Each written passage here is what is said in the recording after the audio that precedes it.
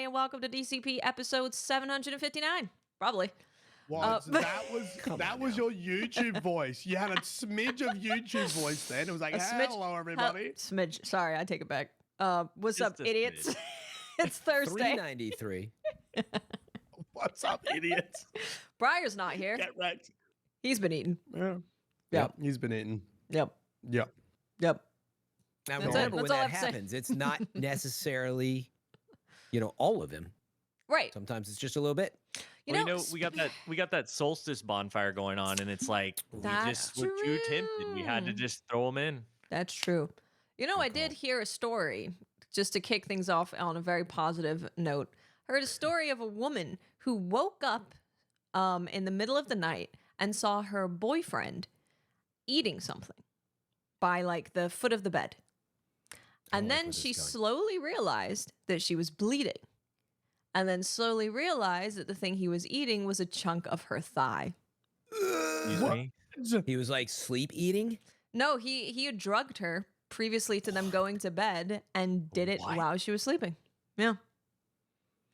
So there's that. Wherever you're reading this, you need to stop. Ross. You need to stop. Okay. How has this not been in a horror movie yet? That's creepy. I'm sure that Happy we just don't Thursday. watch Conspiracies. It wasn't told as spooky as Watts just told it. If it was, Well, yeah, we'll have Briar's Conspiracies and My True Crime podcast. Welcome. Yeah, We're True doing Crime the True podcast, Crime. yeah. Yeah. No, it was You a gotta be real thing careful that that happened. stuff. Yeah. Once that gets into your algorithm, it's all over, man. You just end up watching true Yeah. crime and There's like so much of it. murders and all sorts of stuff. Yeah. Chad is like, "What is going on? What is Yeah, this no, this is a story?" Destiny podcast. I like You you know, like it's on a- a more positive note. It's totally got it's a picture of the current Destiny climate. Cannibalism. Yeah. Kind of accurate. Something like that. No, We're everything's chewing our own everything's legs great. off. Everything's good. How are you guys? Myelin's eating Vegemite. He's having a great time. Yeah. I got me Vegemite on toast. Rode me kangaroo to work today. Had Bella me eats Vegemite on those. toast. Did you know? Every time I say "Did you know," people are gonna be like, "Stop." Yeah, just no. stop You know it. we didn't? I didn't. We don't need to know. Did you know that you can't legally buy kangaroo in California Why? because of the incredibly inhumane way that they are slaughtered? yeah. Apparently, yeah. Where do we even Oh. have kangaroo over here, though? Or are you saying we In import? Bella's cat food, wherever that is. Yeah, it is used in like pet food a fair bit. Yeah. Oh, Yeah, wow. no, it's really good for. It's a very lean meat. It's a very lean meat. And it's obviously not something that's like going to be in all of their other foods. Or if you buy like chicken dog food or chicken cat food, it can have pork and beef and all this other stuff in it. So if they end up developing an allergy, then they could be allergic to all of that. So you get things like kangaroo because kangaroo isn't just randomly in food. So it's less likely to set off allergies. There you go. Yeah. Yeah, Yeah. we're learning a Lots lot of today. thinking a lot about eating the meats tonight. That's what I'm hearing. Even when Bry's not here. What about them legs? What can we have some? Name that movie. They look fresh. Yeah, so What you guys have been doing? What you been playing? yeah, what have you been playing? Take it away, We've been- somebody. We've been playing heaps. I've been playing Mecha Break, Uh-huh. which is Real good. do we call them mechs or do we call them Gundams or do we call Their them Max Gundam is a proprietary name Oh, copy that. They look like Gundams though. So they because the stole people who style. worked on Gundam made the mech designs. It's like Yeah, Pal World. Yeah. Yeah. Yeah. Yeah. Mecha Break is a PvP mech game. Yes. Is it 6v? No, is it 6v6? You know, I always remember think having- about this, and then I'm like, I do not remember how many people were in the team with me. I don't think it's 5. I think it's 6. I thought it was I think it's 5v5. six. Is it what I was 5? told. Hold. That's what people told me. I've not played it. I'm looking at They my kept telling library. me it's 5v5. And objective based, there are some objectives that are pretty similar to other like hero shooters that you would have seen, like like escort the payload, and then it's But a just little like bit different. general capture the point. Yeah, there's a little twist on it, Six, things here and apparently. there, but like yeah, there's objective based stuff in there. And and each mech has their own kind of like role and abilities and weapons. I mean, I can't really remember Armored Core that well, but I do get Armored Core feelings from it. You have a primary weapon, you have a secondary weapon, then you have like, shoulder Your mounts or shoulder like hip mounts or thingies, whatever. Yeah, like they do a little bit more damage, and all the Shields. targeting is just kind of hover over like what you're trying to shoot at, and then there's like things stacked on top of that with like decoys and like smoke screens and like counter plays. It's really fun. It's really fun. I don't get it. Fran You has don't get it? Fran has something to say. He has his hand up. No. Fran, Go ahead. You don't get it? No, I want to hear more on that. Yeah, I'm Okay, curious so too. I saw the trailer. I can't remember where it was. I don't know if it was. I don't remember. I don't know if it was at the December show, the Game Awards, or if it was like one of the June things. It was probably at the Game Awards. I don't remember. But either way, I saw the trailer and I was like, okay, yeah, this looks all right. Mechs, okay, cool. And then I saw that they brought up the names of who had worked on the mechs, and then they're like people who worked on Gundam, and I was like, okay, a little more interested. But even It was Game then, Awards. it was Game Awards. Okay, cool. But even then, I was like, I mean, how many good PvP mech games have we had? Just not that many. So I wasn't expecting anything from the game, especially as it's like an arena shooter. I was like, maybe it's going to feel like kind of like Overwatch, which would be really weird for a mech shooter. But they've just done a really good job of balancing like the classes. They have things like heavy defender, light defender, medium healer. So they have different weight Attack, classes. support. Yeah, so they have different weight classes and different roles, and it kind of changes how they play, how much health they have, stuff like that. And everything just feels really good. All of the game modes, like Myelin brought up the payload game mode, it's not just one payload. Each team has a payload, and you have to escort that, but you can also get on the other team's payload to make it go backwards. Push it back, yeah. And then there's also random capture points that show up where if your team captures it, it does a ton of progress for your payload. So even that, I'm like, this is a really interesting take on that game mode. It's really fun. It's probably the most fun I've had in a PvP game in a very long time. And like different maps suit different mechs better. Like when you've got really open areas, there's a couple of mechs that turn into jets and they get like different abilities. So you just do strafing runs and just absolutely pepper like the enemy team and just be super annoying. Or you've got support mechs and can sit on you and do like healing kind of deal. Or like melee mechs that are really good for like pushing people off points and like doing damage and getting out. And it's similar to like, I'm pretty sure Armored Core is the same. Like you're balancing energy, which is like your like moves and your dodges and your jets, and you're sort of balancing your cooldown of all your weapons on your hard, and then your energy display as well. And then there's like a whole mod system which nobody understands. This is probably the only real criticism of the game. Oh my because God. It's, once again, it's like Armored Core. There's like pages of stats, and it doesn't have a description of anything. It's just like ballistic gel fusion cooldown overthrow. Regen progress increase 2%.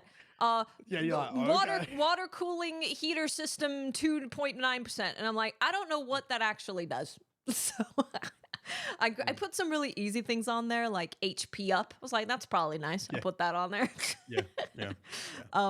But yeah, I was not prepared for this. And when me and Myelin were playing together, I was like, my brain can only handle playing this game. Don't ask me to think about anything else. Don't ask me to look at the mods right now. I can't do it. My brain is gonna explode. There's a lot going on. very, very overstimulating when you first play, just because of how quick the game is. Yeah. Like for mechs, it's actually like a really quick game. There's a lot of information like on the HUD to be like managing. Because you're not really aiming, so that's kind of like where the knowledge and the skill is. It's kind of managing objectives, managing your mech, managing your energy, managing your cooldowns, and like being aware of your teammates, and then managing the matchups. Because eventually you start learning like this mech is a really good matchup against this guy, and then or like I shouldn't attack this person, or I need help with this person, and so it's like it's all that information rather than just like point and click kind of deal. It's all that like which makes it cool because that's what I feel like a mech game should be. You know, like It is, yeah. you're a pilot going like beep beep beep beep beep beep beep, like trying to manage all this stuff as the game progresses. So And then I if you like it end a up lot. getting a healing mech, I don't think I blinked since switching to the healing mech. I've not Oh, blinked because I'm yeah. looking at my teammates' health bars on the side of the screen, and then Yeah. when I see someone's low, I'm like, where are they? I don't know. Somewhere in the sky, flying somewhere. I don't know where they are. So I'm looking around trying to find them, and I'm like, oh god, they're over there. And then also I've got like 2 melee characters chasing me throughout the entire map the entire time, and I'm trying to deal with them. So yeah, I didn't blink. My Yeah, what's eyeballs that hurt. like? Having the melee characters versus like the more projectile type. Like, is it like you choose one or the other, or is it just you can swap between them like mid match sort of deal? Some are like hybrids, so some of them actually Yeah. like as part of their mech they can switch between like a blaster and a sword, Oh, that's and then cool. some of them are like purely melee characters. And they'll normally but have like shields The time and to kill stuff, is too. like really, the time to kill is quite long, so Yeah. it's not like you will lose damage as you're approaching, but like there's so much shit going on all the time. Like I don't think closing the distance is usually a massive issue. It's more of an issue like if a melee character does get on you, like try to get away from that and like They have a lot of stuns and stuff. Yeah. So and then Yeah. like another character has like a box that he can put you in. So you're stuck Oh, in this yeah. box, and he can like keep you in there with his melee. So there's definitely I feel like they're pretty well balanced generally, and this is a beta, so they can only do more and more tweaks. Yeah, I liked nearly all the mechs, and I felt like they all had a very distinct role, from like just being a big tank and like being a turret, like going into turret form and just planting your butt onto a point and just shooting everything, to like being a plane and flying around, to being a healer. Like they're all like really interesting, cool designs, Very good cool. roles. Yeah. Oh, and do not forget the gigantic boobies in the butts. Now you may Oh, be yeah, we've got- wondering, Oh, yeah, what's the up with that? pilots. What's that got to do with mechs? Nothing. You can customize your pilot, and the customization runs real deep. There's sliders for everything, and Everything. everything. And when you get in your mech, they sure do a close up on your butt as you're climbing in the mech. Love it. Yep. And I was saying to Myelin, I think this is how you keep gamers from raging, because, you get shot out of yeah. your mech, your boobies are flying all over the place, and you're like, I'm not mad at it. Okay. It's a constellation prize every time you die. You're like, oh well, at least I get to look at my character again. Oh Yeah. my Back in the mech. gosh. Yep. So I've been playing a lot of that. Yeah. How many hours do I have in that? I have about 10. 12 hours. Yeah. 12. So I was curious if we happen to know the monetization, strategy or any So- of that stuff. Yeah, I was trying Oh, to yeah. see So if they this is said the if it's thing, going to Fran. be free to play. This is I the don't know weird how they're thing. making money. I think this is Chinese developers. I don't know if they're just like getting used Yeah. to like releasing on an international platform, but there's like not a lot of information about any of these none. games. Like Once Human, Yeah. I know that people in Mylin's chat were trying to find out who worked on Once Human. You can't find the information. There's no credits on the game anywhere. There's no credits. Yeah. You don't know. It's a Yeah, mystery.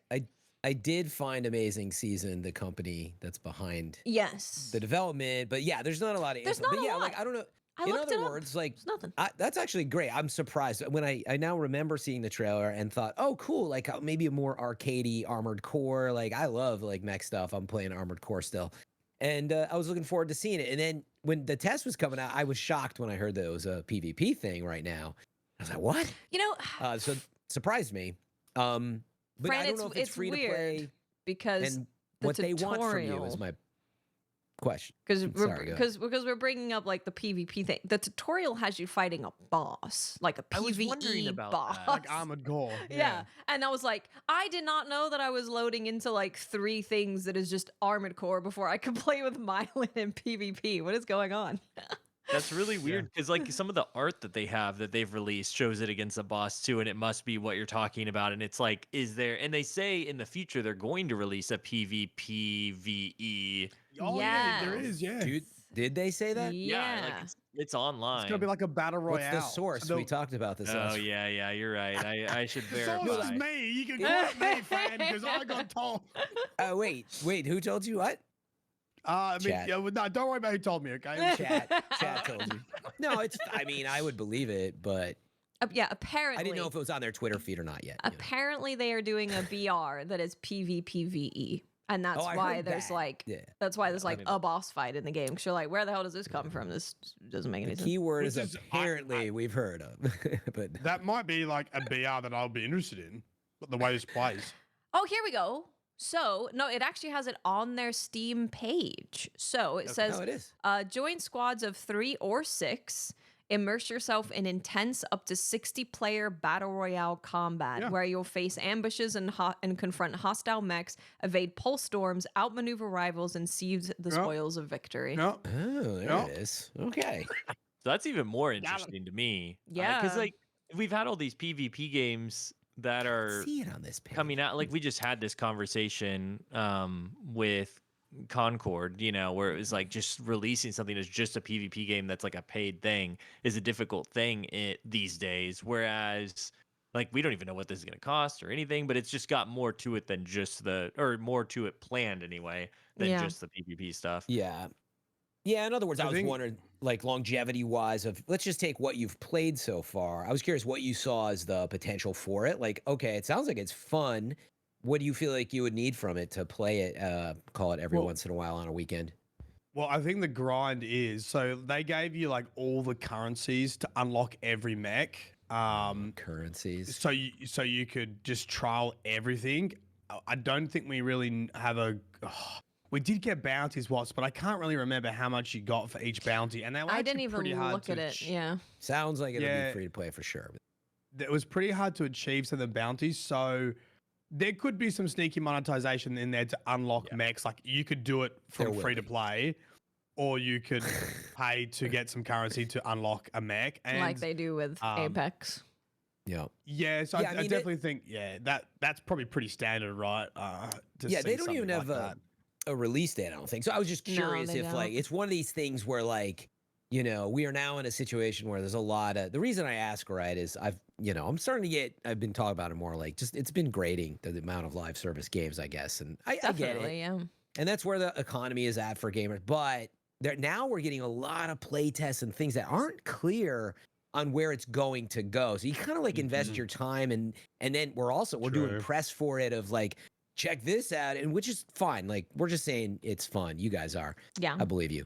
But I wonder, are we going to end up with this, like crazy BR meets PvP game with a bunch of currencies that then is trying to sell you a $60 mech for like that frankly is a game-breaking mech or something. I don't know. I'm not suggesting it will, but I wonder with these types of games. So that's all. Yeah, we don't know knows? what the monetization looks like yet. We just know that you have to unlock mechs, and there's also a loot box aspect where you level up your battle pass, pretty like standard stuff, and you get that's where the mods come out of. And Yeah. I imagine, there's probably monetization in there as well. Yeah. And that's what they're like the slots you like Armored Core, like you go to the torso, I want to upgrade the engine, I'll put this mod in there, it gives me extra health Yeah. while you make a build kind of deal.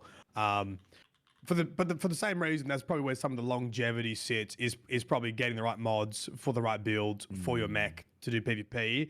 And then I think BR for me is always just like, well, it depends how sweaty it is. I feel like this would be maybe more casual. I don't know, but like I think BR with a PvP game is like kind of the combo I prefer. I don't always interested in just PvP or just BR. I kind of like to be able to switch between two of them, which is nice. So Like Apex, I've actually always liked both sides of it.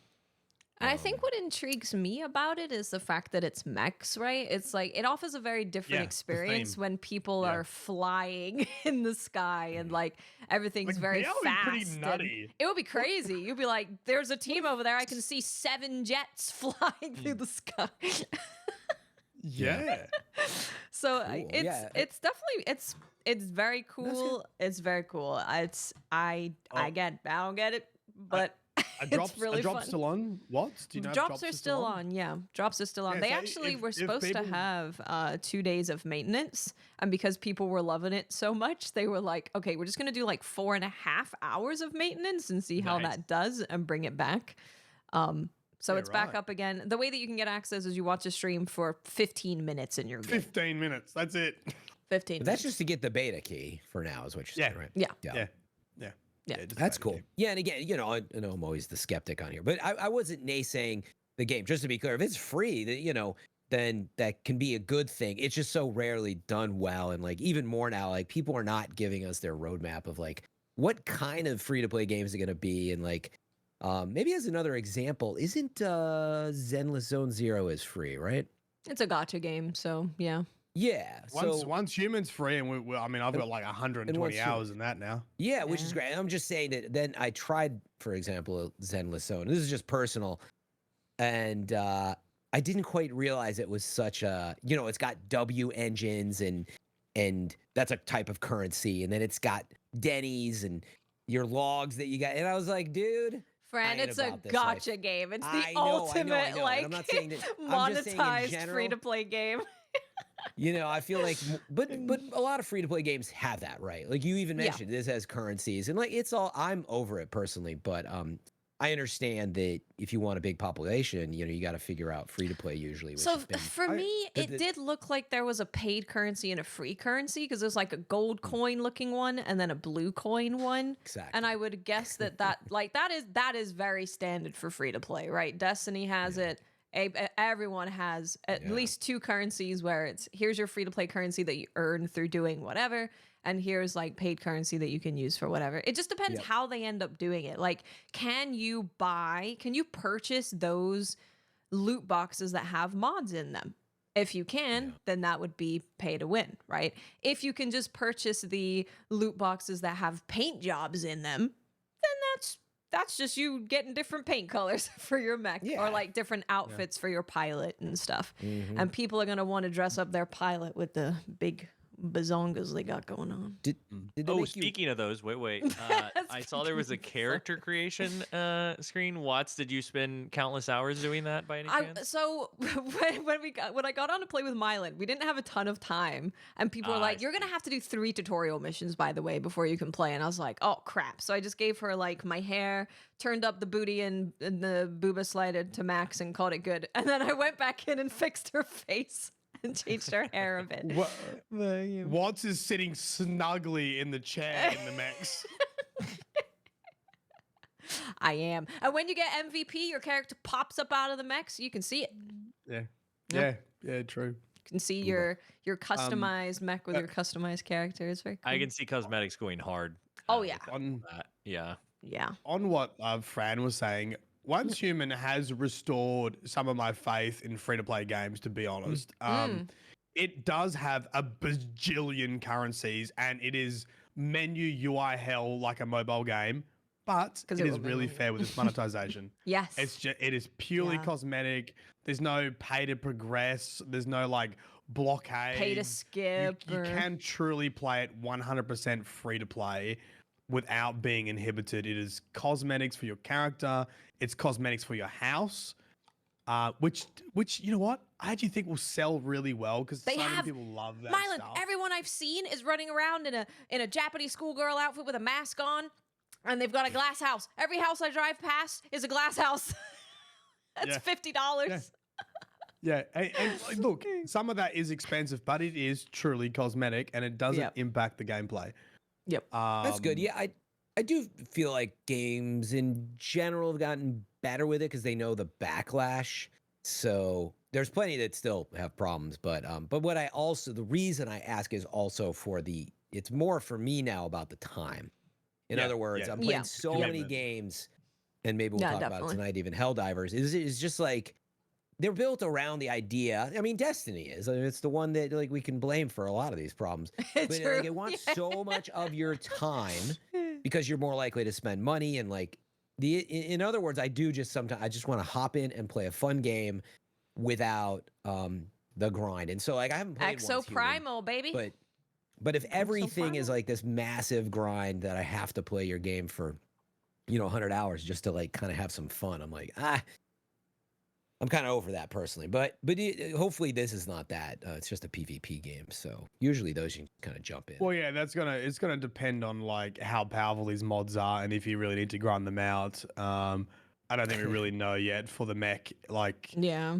maybe we'll start seeing like OP builds for this character, unkillable. But Yeah, see, you like know, that makes we me don't know want. I yet. mean, I'm not. Whatever. It's so far out. We don't have a release date. But thinking about it, I'm like, wait, are we now talking about if the person who played for 40 hours in a weekend is going to kick your butt Oh, I will because you also only spent add 10 hours, and then it's like, well, they there it match is, make know? you based on rank. So if you are in platinum, you're gonna be playing against platinum players. So if it does end up being like, let's say it's the worst case scenario and it's super pay to win, all of the pay to win guys will be in diamond facing each other, and all of us free to play people will be in bronze having the time of our lives. True. Fran, I've also got a challenge for you, mate. I've got a challenge for you. Oh, This God, is here we go. number one strategy.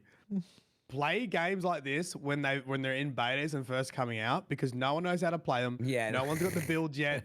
And, Yep. and I think you actually have the most fun in any PvP game on like weekend one, and 100%. then weekend two. over. You just it depends. It either goes like uber sweat lord or like game still good. Okay. Well, and that's actually a perfect segue. Initially, I rose my hand up because I was going to ask. We just came out of playing Concord. I believe Yeah. you guys Yep. played that, but I was Yep. curious, like in terms of just fun. Like I realize they're not both free to play or whatever, but I was just curious, fun wise, like is Mecha Break giving you like, oh, I'd way rather play something like this, or where does Concord land now in that ecosystem? Really? I actually preferred Mecha Break over I Concord. prefer Mecha Break over Concord. That's pretty interesting. Really what? See, Yeah. fascinating. And you know what? I don't even like mechs that much. I'm not a It's mecha just because guy. it was fun, huh? Like It's it was just just a so fun. game. And I think because it's so like crazy, there's less Yes. people like clumping up and trying to be super competitive, especially right now on like, very early into the beta. But it's so fast. Like you're just jetting around the arena, you're getting up in someone's business and punching them, and then you're like jetting backwards and shooting them. And it's got a lot of movement, and it's very fast movement, and that does tend to speak to my heart. So And that'll be yeah, interesting it's if weird. it doesn't stick with just an arena shooter and it branches out into that like huge multiplayer type mode. It'll be even more chaotic and more just like whatever. Everybody's just flying around, shooting each other. Like that does sound really fun. Yeah, I heard that from you guys. Just the fact that it was a surprisingly different PvP experience versus the usual. Honestly, everything is sort of a third person or first person shooter, so it's definitely got Exactly, that and going for I it. think for me that it was a fresh take on I mean, technically it's like a hero shooter, is, yeah. really. Like, Yeah, you, it is a hero you have shooter. classes, but it doesn't feel like a hero shooter. yeah. And I think it's because of having to balance all these different things, like when you're playing Armor Core, all these like UI things that you're paying attention to. It's not just aiming and then making sure you press Q at the right time, or like you CC a character and you stun them. Like I think the balance with the time to kills and like the matchups between the mechs and the uniqueness of the mechs and the theme of the whole game is just kind of refreshing It is. for a PvP game. This is And I fresh. didn't really get that with Concord. Like I felt like I've played a Concord game before. Mm, I know Watts yeah. liked it probably more than I did. I didn't jive with it. And obviously it was a lot more focused on being good at aiming, which I'm not. And it's kind of why I gravitated towards like the Mecha game, because it's like much more about building that knowledge of like how you match up against the enemy team and how you use your Mecha environments, and then managing cooldowns and like, that kind of stuff, which I really quite enjoy. Nice. Yeah. You can So also it's, just pick a character that just spins around in a circle with his axe and just, pop off. So Right, some Yeah. fresh new PvP gameplay. Would you say it's drug your partner and eat part of their thigh fresh? Like, you got to scrub back to the beginning of the episode if you do. I'm going to start using that in my reviews, Fran. Yes. I'm going to say really yeah. fresh. Mm. How I- fresh is the leg meat? When do you think the Right, gotta freshness watch of a PvP game like wears off? So we're about 10 hours and we're both still enjoying it. Like I wonder where is the pivot point where you're like, it's still good or not? Myelin, it's going to be when I face my 5th team in a row that has like tanky boys on a point with healers there, and I literally can't do anything about it. I don't know when that will be. But Yeah. Yeah. Yeah, I'll be curious to hear about more in the future when it's coming out, and if people stick with it. These types of games for me, like I totally would have played it. There's so many PvP games that are existing that I love to play that I have a problem where when I hop in, yeah, it's fun the first weekend because nobody knows what they're doing. I feel like I can have some balance and fun. But in other words, I do feel like I gotta stay rehearsed to enjoy it. And so if you're not playing it often enough, I feel like it's hard to jump in and out of it. Fran, what if you Yeah, just maybe, played it for a day before the beta not- goes away? For like 3 I hours. mean, hearing from you even. guys, know I what? actually might need to like try to pop in. We're gonna have a babysit Fran day where Watts and I force him to play. This is 2 To episodes play. in a row now. It's first Ross was gonna make me play. Now you're gonna make. Okay. So you just have to Ironically, watch a they're- stream to get Yeah, in. 15 minutes. You watch a Okay. stream. it's- There But that is being a said, yeah. there were some bugs. People were having a hard time like renewing their codes, right? don't know I if did that's see been them talk about talked something about. like that on Twitter. They were mentioning that and that they were fixing it. But the idea is definitely that you are supposed to be able to get a code that way and enter the game that way. Okay. So there is a website about drops. I have a link in my chat, but if you just do like Mecha break Twitch drops, it should bring up the website where it shows you like how to connect your Twitch account to the game and all that stuff. Nice. And then yeah, just 15 minutes, super easy. I want to try it. Yeah. You should try it. You'd really like it, Lego. I think you'd Yeah, dig it a looks lot. fun. It's so funny because you hit on a good point. That, like, I don't remember if it was you or Myelin, but like not a huge fan of hero shooters. Like I think maybe Myelin said that. Yeah. But that's how I feel too. Like Mm. every time something comes out, it's like I feel like everything new coming out is like going towards the hero route, and I really like. I don't know. It feels like you get cut into this specific role, but if it's so chaotic that it kind of breaks it a little bit, then it sounds kind of enjoyable. And it sounds like the game is just going to get progressively more that way as they expand on things. Yeah, I gotta say, like Yeah. I picked up a healer, and their healers can actually look after themselves, which I think Yeah. makes a huge difference. Because in games like Overwatch, where you can do that less, depending on the character, but generally in hero shooters, like you can't be a DPS player as a healer and while also healing. So you just get if you get ganked upon by the enemy team, you're just dead if your team doesn't want to help you. Whereas this game definitely feels like you're much more you can kind of do 1v1s with just about anybody. You can fight in a team and group up with your teammates and get some good stuff done. It just feels really well balanced in your experience as a mech. I was 1v1ing this tank, and we're both kind of like stalling classes. Like I had a class that had like a lot of shields that you could keep reactivating, and decoys which like stop their tracking, and they were just like a turret tank. And we were probably just 1v1ing for like 5 minutes because we were just countering each other's like moves. We're just waiting for our team to like show up and just nuke the other player. They also have a parry in the game too. If you bring up your shield, like right when an enemy's gonna hit you with a melee, you Is there parry a it. parry? Yeah, and it stuns them. Mm-hmm. I didn't know there was a parry. Nice. Yeah. There's a lot of cool stuff in there, man. A lot of cool stuff. There was something that Fran was talking about earlier that I wanted to hit on for a second, and that was, talking about how maybe D2 is at fault for the whole grindy, feel. But like for me, Somewhat. that goes back to like Call of Duty, like way back when Yeah. Call of Duty, where you're upgrading your weapons, by just using it more, and then you get to add on stuff to it. And like if it's that kind of grind that hits the right way, that's the kind that's enjoyable, not where it's like, oh, I gotta grind this thing. And that's that balance that Destiny has such a hard time hitting, where it's like, is this gonna be like too much of a grind, or is this an enjoyable grind where I Right. like hitting these milestones and Oh, getting these yeah. upgrades? And the mech, Mecha Break, like it could totally hit that sweet spot. And that's always the question. It's not like how much of there is this, because if there's a lot and it's fun, that's great, Yeah. Yeah, definitely. no, you need. I do like. I mean, most games are built around a quote unquote Mhm. grind, right? Like it's the Yeah. reward of upgrades, and like, oh, I absolutely love that. It's more of when the games are built around, getting as much of your time as possible, player engagement metrics. Yeah. So, yeah, I mean, I would hope that, yeah, maybe this, let's call it closer to how, like when Apex Legends launched, I didn't feel that pressure as much as I think I do in some other games, right? I feel like let's go all the way back to if it was 2019 or whatever when it launched. I'm like, cool, Apex Legends is like a really cool battle royale. I can just play it. There's a handful of heroes. I can unlock some more. Just got a battle pass, and the battle pass got cosmetic. Great. That's fine. It's that some other games, they start to try to suck you in to these daily bounties to unlock these other things. And anyway, I mean, they all kind of have that, but it's got to be done right, is all I'm saying. Yeah, that's really what it boils down to. They're free to play games can be fantastic, and they can make a lot of money just from cosmetics. But if they choose to go into power or skipping progression and all that stuff, that's when it gets messy.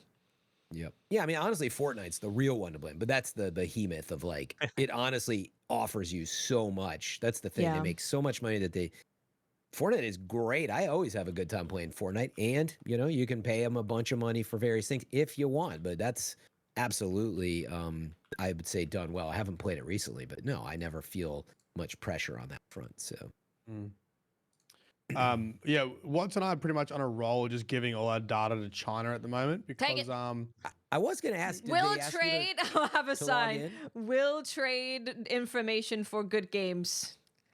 Did they make you? I feel like China's worked out they can make good games. Well, no, honestly, I wasn't going to bring it up, but I was curious because of all the PlayStation login stuff for Helldivers, for example. Did they ask you to, download and link anything outside the Twitch drops? Which, by the way, no, it was just the Twitch drop stuff. Yeah, there wasn't any other logins to get in. So hope it stays that way. I noticed that they have like a launcher and they do some other stuff, maybe, but it's on Steam. Hopefully, so you can just we're chilling. Yeah, we played on. Well, Steam, again, so is Helldivers until they wanted you to connect your account, So, but hopefully it's not right. I got into the alpha for Delta Force Hawk Ops, which is Delta Force Hawk Ops. The publisher is part of the parent group of Tencent, and it is literally Battlefield. Like, there was one mode in it. Really? It is straight up Battlefield, and everyone's playing it, and it was actually a really good time. You would not know there's vehicles, large scale battles, almost the same level up system for your weapons. It's on Steam. It is straight up Battlefield, and then the other mode is Tarkov-esque. It is an extraction shooter, where, and this is what they were doing that was really sneaky, and I don't know if I should say it because I haven't been able to really confirm it, but everybody's been saying the same thing in that you'll see other players, right? And there are things like in these kind of games, like extraction shooters, where other players will have like a dog tag. That's how you know that they were a player and they weren't AI, or like what they were wearing. But I think what the game was doing was taking people's usernames who had signed up and putting them in as AI. And the reason I say this is we had a couple occasions where there were players and they were just literally standing in a field, like 9 people, just like trying to shoot each other, and then you come along and you get 9 kills. I'm like, okay. Like my first game, I got like 16 player kills. I'm like, these are not people. I have never played an extraction game where I've got 16 I played Tarkov for like 3 years straight, and I think the most I ever got was like 2 player kills in a game, right? So it's like... That's what happened with PUBG. They did that whenever they launched bots into their game. It was all like player names, just like that. And you could tell by like just different interactions. You're like, oh, that's a bot. Okay, Yeah. And so eventually I did work out that the ones that looked like bots were dropping like loot crates very similar to the AI, and the ones who were actual people with their bodies were actually staying on the ground so you could see what gear they had on them. I was like, oh, maybe that's how you differentiate. Anyway, it was an extraction game. The extraction game is kind of like in between DMZ and Tarkov, so it's not as hardcore as Tarkov. Yeah. But it's not as casual as DMZ, but it's kind of is casual. And you have a hero abilities, which is almost like marathon, right? Like an extraction shooter with hero abilities. So like your characters have like fast run, or like a grenade launcher, or wall hacks. Like you have one character's got a bow. You can shoot an arrow at like a recon, and it like highlights people through walls. And so you can play it like that as well. So there's the extraction part, and then there's the literally battlefield part of it, where you have attacking and defending, capture the points with vehicles. I really enjoyed the battlefield section. I got into it. I enjoyed it. There's a lot of customization with the weapons. I don't think it offered like a new or fresh experience. I think their model is, hey, you know those games that you like that are like broken and don't work? We've just made them and they run better because it ran really well. And So you it's had like- the system where it would like auto put things in and out of your bag, right? Yeah, for the extraction part, they just took a lot of the pain points out of like Tarkov, like menu systems, just like Yeah. even down to the point where you don't need spare magazines. So like in Tarkov, you have to take in a magazine and you have to take in spare bullets and you have to load those magazines if you run out of bullets, right? This is not like that. So it's more like a Call of Duty where as long as you've got bullets on you, you'll automatically reload the gun. And there's like quick menus to buy more gear and buy more like meds and buy more bullets. So you're not waiting for a friend for like 25 minutes to like go through the inventory to jump into the game. So they've streamlined a lot of the sort of hardcore Tarkov-esque parts of the game to just make it more friendly for new players. And then the other side of the game is like playing Battlefield, where you just level up weapons and unlock attachments. Cool. Sounds cool. Yeah. Again, and a Chinese game. Yep, Tencent. There you go. I don't know. Yeah. Copyright laws don't apply in China, baby. This one is even more. Yeah, I'm like, man, you got to be terrified working at some of these developers, right? Where it's just like they took all of our style and learnings, and then like I don't know how they're cranking this stuff out, but I yeah, mean, they I mean kinda it's just did. competition, which is good, but I looked at it and I was like, yeah, it seems. This is what I'm just kind of tired of seeing games like this. I'm like, I hope the next Battlefield is dope. But I looked at it, I'm like, I have no interest in. I'm not looking for that type of game. That's all. But I mean, just looks if so you want to samey. play Battlefield, this is basically a really well-running Battlefield, and it's in alpha. So Wait, it's does like, Battlefield not run well at this point? You see? okay, so I it loaded up costs money. Battlefield. That's your first problem. Hold on, I loaded up Battlefield like a month ago to test it out again. Oh, My mouse didn't work. My mouse didn't work in it. No, mouse still not working in it. Skill And I Google mouse and keyboard in Battlefield 2024, whatever it's called, 2042. Yeah. And it was like a post from 7 months ago. Yeah, just plug in a controller. Mouses, for whatever reason, sometimes doesn't work. I could literally go up and down on the mouse, like the gun go up and down. No side to side movement. The mouse is working. Man. That's weird. Yeah. And I kind of wanted to play 2042 because people say it's pretty good right now. But like on release, it was not very well optimized. And it was pretty dog shit. Yeah. So Interesting. I mean, to be fair, it could have been a Windows issue, a driver's update, but either way, it wasn't working. And that's frustrating. I get.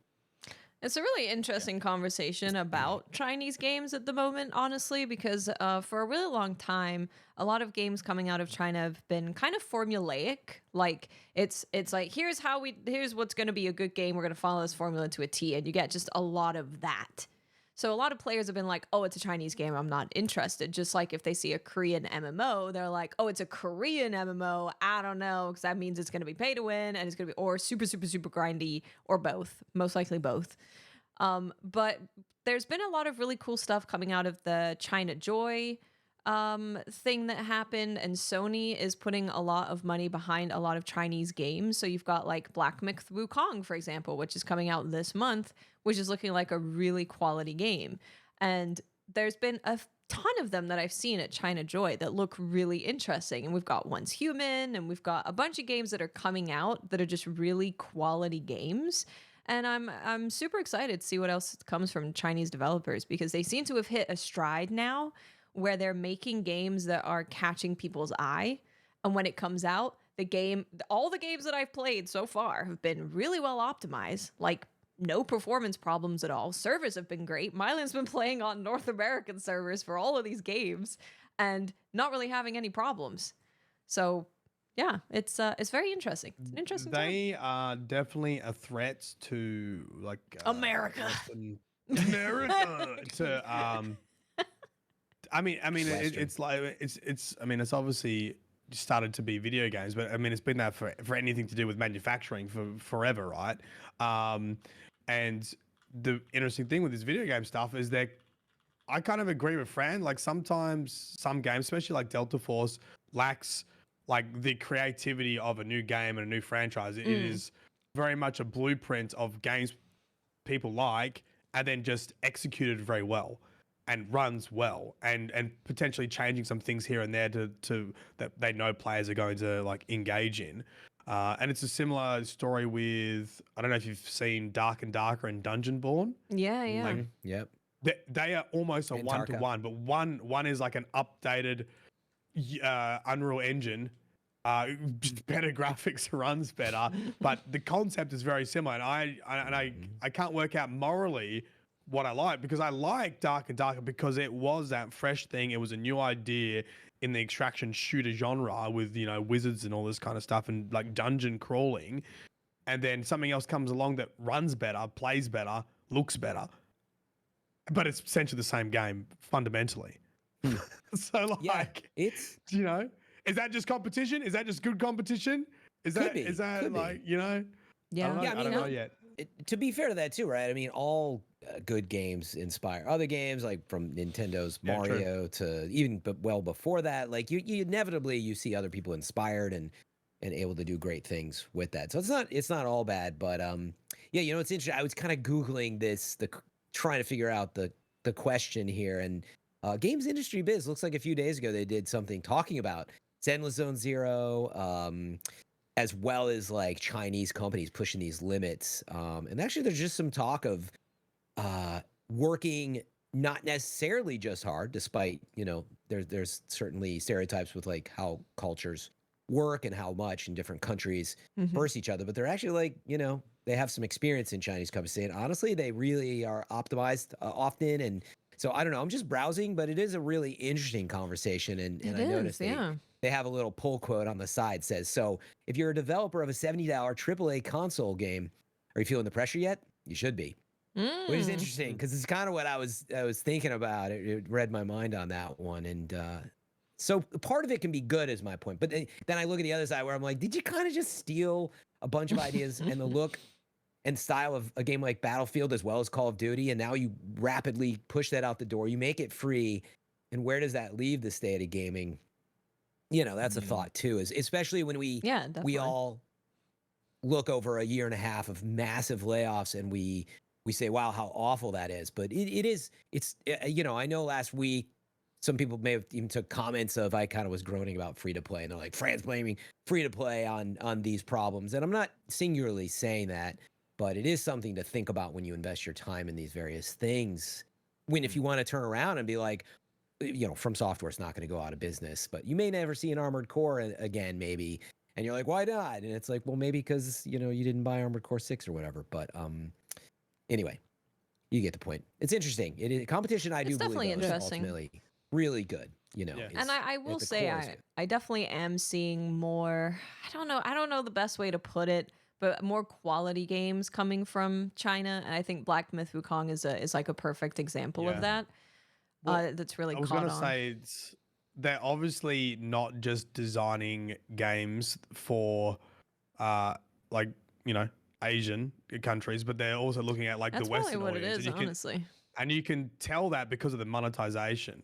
Because like you look at something like Once Human, if they were just designing, if they weren't really caring about Western audiences picking it up, there would be more pay to win options because it is more commonly accepted over there to be able to, or at least pay to progress, right? Yeah. Like I got into Once Human, I'm like, can I just buy this? I want to make a video about this. And I can't just wait to like play the game to like get this currency to like do a thing. And that is much more aligned with, you know, Western audiences playing the game. And you know, the community manager for Once Human said, if NetEase wants us to make this pay to win, they'll have to kill us. And I was like, oh, okay. That's a little extreme, but okay. Brother, wouldn't be saying that in China. Jesus Christ. I was like, yeah, Big D. Wow. Big D said it. He was like, we don't want it to be pay to win. And if they want to make it pay to win, they'll have to kill us. And I was like, oh. Yeah. Yeah, I mean, I was just All right. thinking, I do want to finish my point, and I've been harping on this stuff lately. The reason why I haven't played Once Human and First Ascended and Mecha Break is not because it sounds like they're quite good and fun. It's just that time. And if I'm going to sit here and be bummed that we may not see another Dead Space again, and I'm going to be bummed that, you know, whatever, I don't get this other game, or it takes 10 years for Metroid Prime to come out, and you get the idea. Like, you kind of got to choose your battles with your time, and we talked about and that you got to in the last choose your video live too. service, right? Yeah, and and I've been having the same issues. Like, I'm looking for my like cozy live service game that I keep coming back to, and then I have all the other games that I just jump in, have an experience, and jump out of, right? Yep. I mean, what you're saying, Fran, I think is where a lot of Destiny players are, right? They're probably looking to how they're going to replace Destiny if they're not playing Destiny anymore, with something that they're really comfortable to invest time in, and they know it's going to be around for a long time, and to get in on the ground level. But you know, with everything, so many live services, you know, dropping, you know, how do you know where to start? And if you pick something that starts and then it falls off in a couple months, well, then you're back to square one, you know. And it's hard when we have a lot of developers and publishers that we're not familiar with, and don't have a track record of of other games that we've liked. So we just kind of, you know, throwing everything at the wall. And it's difficult too if you don't have your own community, like a stream community, YouTube community, or anything like that, and you're just a player, and you see, you know, you're playing Destiny and a bunch of your friends stop playing because of everything going on, and then you're left and you're like, well, should I go to a different game? But they split to like a genre you don't like as much, and then you're in a really weird position. Like, community is such a big part of these decisions, at least for live service games. Definitely. Too. I'm in a really weird spot right now where Fran, I'll come back to you. I know you've been sitting on your stuff here. No, I'm but chilling. like I'm still playing Destiny a lot, and it's weird because right before all the new layoffs happened, right before that, I literally did a chain of events where I had gifted someone for the Final Shape, and then that person like got all their brothers into it, got their friend that like we play music with into it, and like 10 new people are playing D2 now. Nice. Right before all the layoffs happened. And so it's really weird because they're not involved with anything online. Yeah, they're right. like brand new to the community. And so they're like, this is the coolest thing ever. You'll be playing tonight, you know, all this stuff. Yeah. And yet my world in the content creation area is like, whoa, I'm exposed to like what's going on behind the scenes. And it's just like these two different worlds going on. It's so weird. But wouldn't you say it's also as simple of how many years have you been playing Destiny? Yeah. So many. Like so all 10 or 7 or all 10, a lot. And meaning you can point to like morale of a community being really plugged in, and it does affect you. But I would just posit, I've been hearing a lot from creators and people talking about what's next, and I was like, I totally get that, and for many it's their career. However, as a player, if you have those questions, I think it's more about where were you at before the Final Shape. I think a lot of people were already here regardless of all this. Yeah. And it was just like the honeymoon's over. We got this sort of apex of sort of narrative and polished thing of what we already know what it is. And a lot of people are just, they're asking all these. They're like, I just want to play something fresh, you know? So I think that's their bigger problem. And ironically, they were developing a third person, you know, reportedly some kind of third person Destiny world game, you know, Luke and Mark were working on with a team, and we're not going to see the light of day on that one anytime soon. It Unfortunately, no. But like, I think maybe that was something they're looking for, even though people were like, why didn't you just make Destiny 3? Well, that too.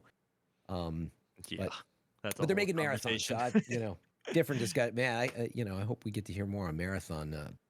Well, so we do know that I saw that CB Gray was brought out to Seattle to play Marathon, and he was able to talk about like, obviously they can't. I haven't heard anything about. Yeah. I haven't heard anything about like what they thought of it, but it was just I was in here and played Marathon. So they're starting to bring creators to play it more often and actually talk about playing it instead of just having these like very secretive test groups of people. So I'm hoping we start to get to hear some stuff soon. And the groups that they had out seemed pretty diverse. Like it wasn't Destiny. It was like a whole bunch of different content creators from other games to try out this one, which I think is smart given the where we're at right now. Interesting. Yeah, this was in July, right? Middle of July, it looks like. Mm-hmm. Yeah, not long ago at all. Well, that's promising. I mean, if they're still like in its current state, this would be the second, I think, known test, right? Didn't last year they did this too before some Yeah. of the marathon change, but that's promising. Meaning, it sounds like it's well along, and we're very likely to see it by the end of Yeah. next year. So, Which, while we're on the subject, we should Yeah. probably hit, like, I don't want to jump over the full twab or anything, but just because like it came out, communications open back up with Bungie again, and they didn't mention anything in the TWAB, which gets real weird because then they went on Reddit and on Twitter and put this comment out there. They were just like, hey, everything, like on the TWAB, it just says, hey, everything we've planned, we're still doing. And then, but on Twitter and on Reddit, they made this comment that says it's a two post thing. The first one just says, we know that recent changes at Bungie have created uncertainty surrounding the future of Destiny. Rest assured, we remain committed to Destiny, to supporting our community with transparency and delivering regular updates about the game. That's all pretty standard. But then the next reply to that, and this is on Reddit too, says, we'll be talking with you all about the future of Destiny and plans for our next multi-year journey soon. Once we plant a flag for the date, we'll let you know. Thank you for your patience, and we'll see you again soon. Which I think is important as a Destiny fan to hear something about a multi-year journey, like thinking about more than just the immediate future, because that's all anybody can see right now. That's all anybody can even talk about right now. And I'm sure they're thinking further than that, but there's so many changes over there right now that the community as a whole is like, what? Why keep playing? That is the sentiment that I keep hearing anyway. yeah, I mean, I think it's important to remind that they themselves have a ton to figure out. Imagine all the reorganization stuff. A week is not enough to do it. That being said, they're an 850 size company. You got to take aside some numbers and how big are those teams. We talked about it a little last week. Those are still very big teams. So in other words, they've got plans for this year that they already revealed. And Frontiers was already announced, and despite some of the reporting, and so I don't think that has changed. It's sort of how to get it done and at what scale. So I know, in other words, I feel like the tone in the room for Destiny players is like, well, now it's really over. And it's like, I don't think much has changed in terms of the stakes in the ground that we already know about, all these episodes, and then Frontiers. It's really just a matter of like, what are they really going to shape up to be? And then especially what's after that. But I guess, we'll see. Yeah. It's not all doom and gloom. That's all I'm saying. I do really have, I mean, it feels bad because of the layoffs on top of the honeymoon being over. But I really have observed people are treating it like Destiny's over. It's like, honestly, not much has changed. Like, you're going to get this big new exotic mission. I keep bringing that up. We don't know about it. And all the episodic stuff is mostly baked, I assume. So and I don't think not that only changes. It's beyond but that. the information we do have too is like not from Bungie. Like, yes, it's from people who were there, who were like, hey, this is what was planned, or this is what we're shifting to, that are talking to reporters. But that can change on a dime. Like, whenever something like this happens and leadership is changing in such a big company, it's like, who knows what it's really going to be until it is told to us. We really don't know what it's going to be like. So that's where I'm at mindset wise, is like, I'm still like mourning the loss of a ton of devs, hadn't super felt like playing despite having new people to play with. But I like definitely have stuff to say about Solstice. Definitely jumped in, and there's improvements that I'm like, oh, this is kind of under the hood. Like, I think it's been all communication wise, everything is really bad right now. But as far as like, once you dig into stuff, I'm like, oh, this is kind of fun. Like, I kind of dig where we're at right now with everything. Yeah, and like the season of the episodes that are coming look really cool, and the work on that is largely done. So you still have all of that content that's coming. Frontiers is obviously still planned, and they've said that it's still planned. And again, all of this can change on a dime, both positive and negative.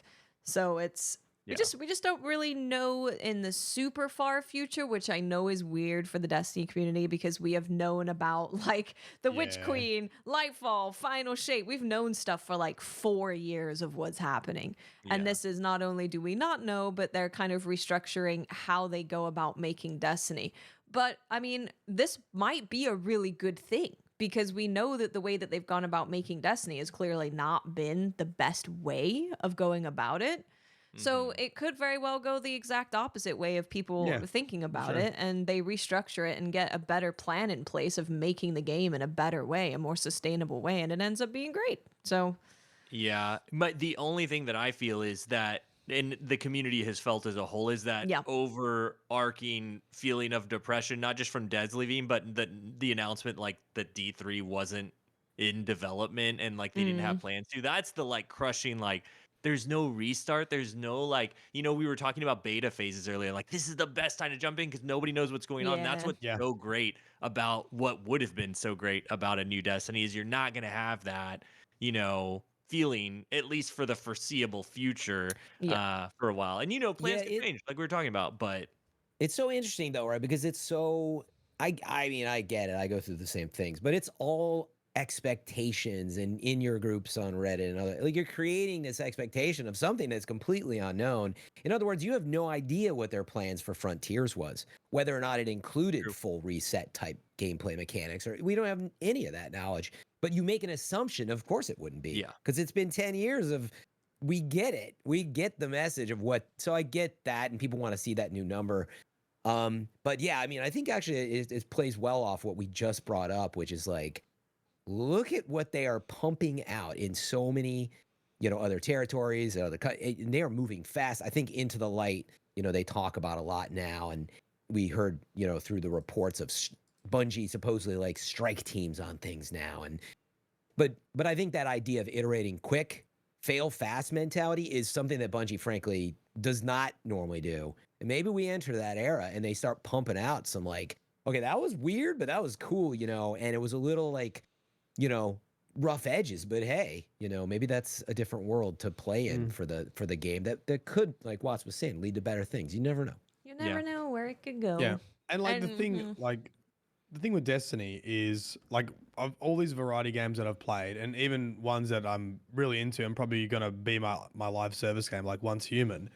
Like Destiny objectively is a better game than it, like without doubt. yeah, But Once Human, I haven't been playing for 10 years. Yeah, And exactly. there's like Yep. there's new and fresh things. And a lot of the concepts are like Destiny. Like it has literal raids in it that Yep. are like Destiny raids. But Yep. they're nowhere near as smooth, as polished, as like the music's not as good, the gunplay is not as good. Like, but except for it that is the Swan Lake foundation. or whatever it was, Oh, yeah, that's boss watching music. guys play that. It was Swan Yeah. Lake boss music. Tchaikovsky. That was cool. That was Yeah, awesome. but it's heading in the right direction. I mean, like, and eventually, I do think Destiny has a 10-year lead on nearly everything.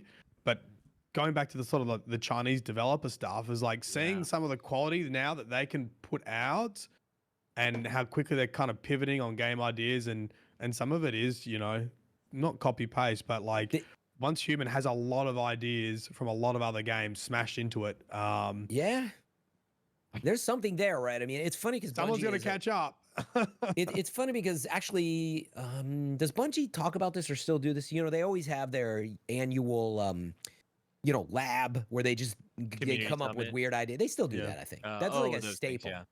But they do it for like a week or two of like that. I think that's where that Destiny dating game idea came from. It Always is, yeah, serious yeah. and like, but like the that game type- jam. Yeah, the game jams, right?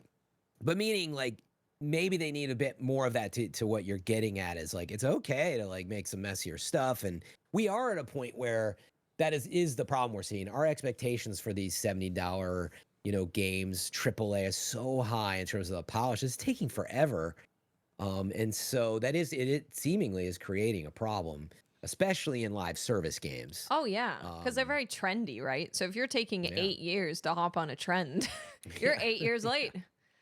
Yeah. Exactly. Yeah. Yeah. Operation Hawk Dusk. Hawk's- What's it called again? It is so Operation unmemorable. Spit on I that keep having thing to is remind- what Fran I said. keep- It is called Delta Force Hawk Ops. That's what it was.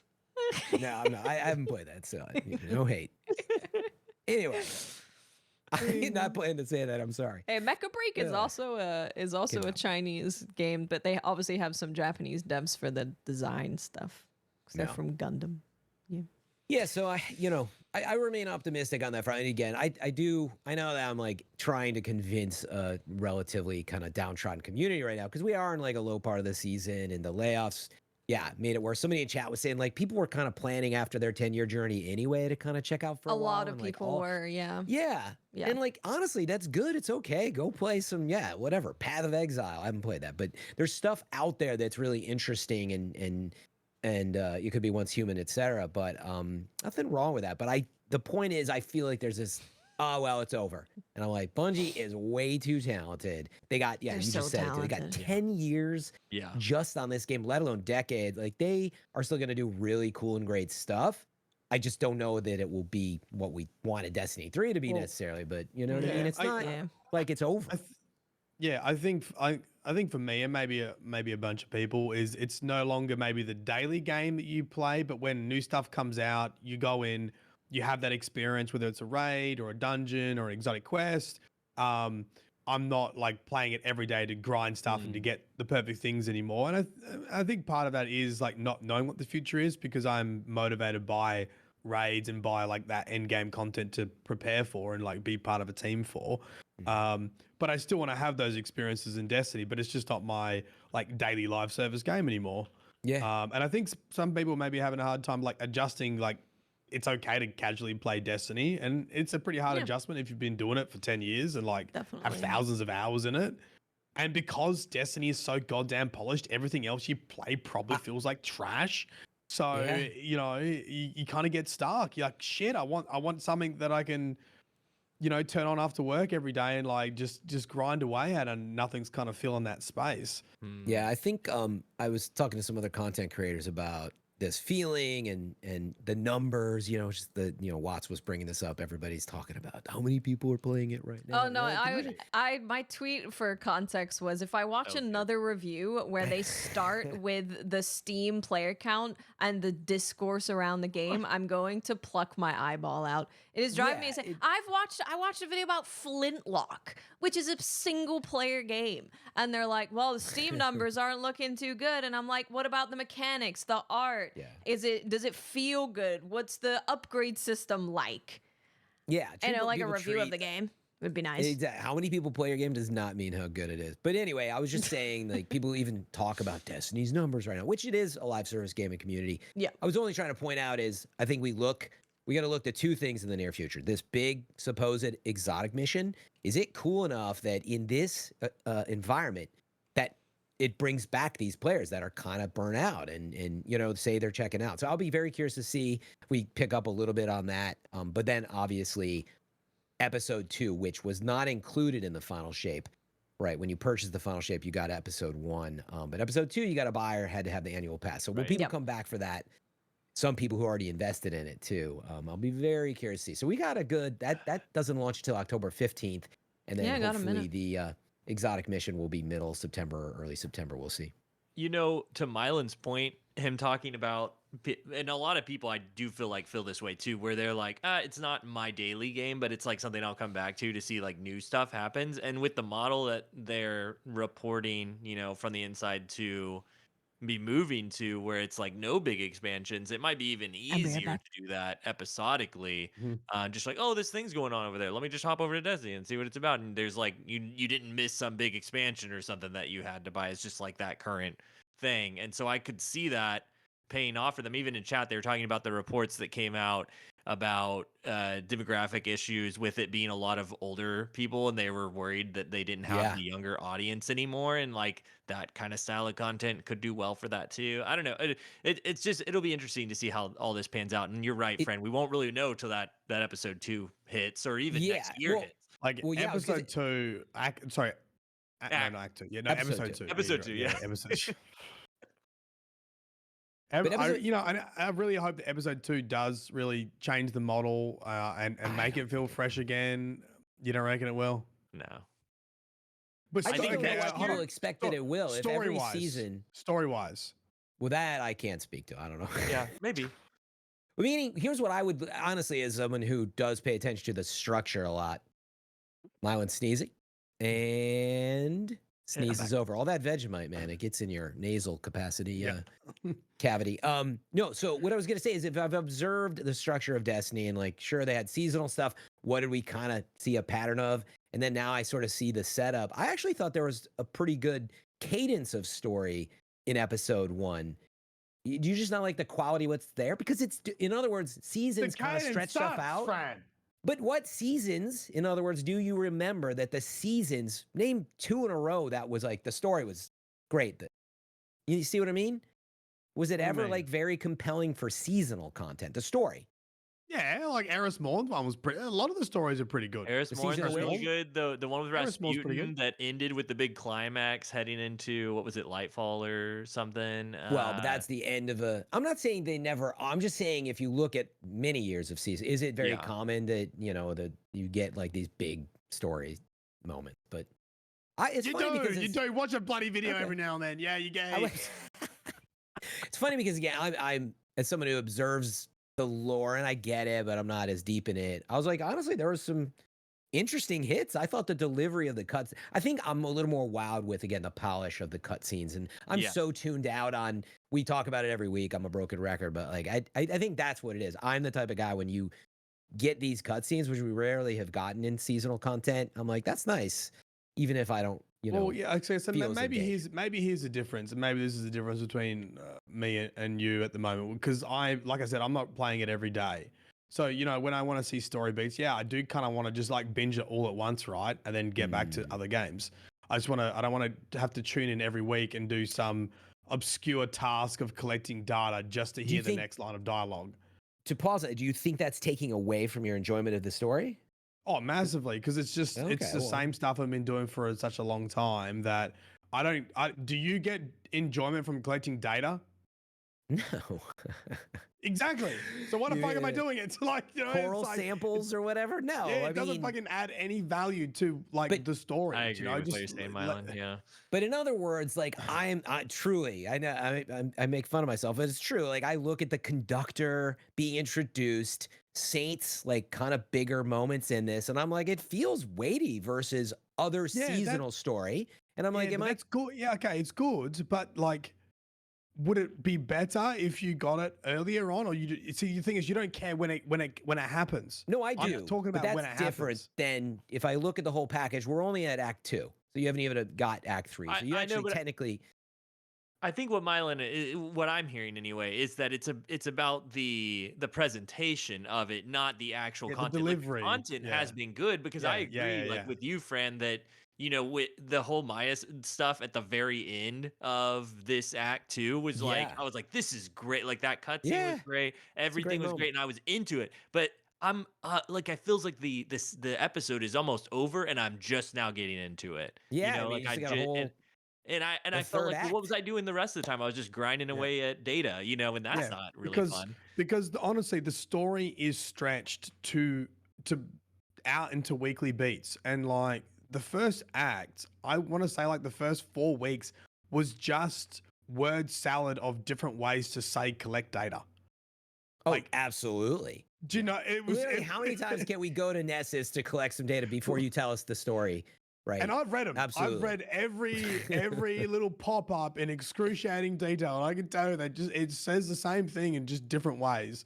We're waiting and, to find out more. I could tell you without being a lore expert. It's like we're going down to Nessus to find out more about what the Vex are doing so we can find out more about what is the conductor up to. But we did. So that's the issue I have Yeah. is how you have a good story, which we both agree on because you like the story, I like the story, but it's just stretched thinly agree on that. into multiple weeks. And I think that Dilutes it. takes away from telling a good Oh. story because Bungie is absolutely famously good at story pacing, hence Halo.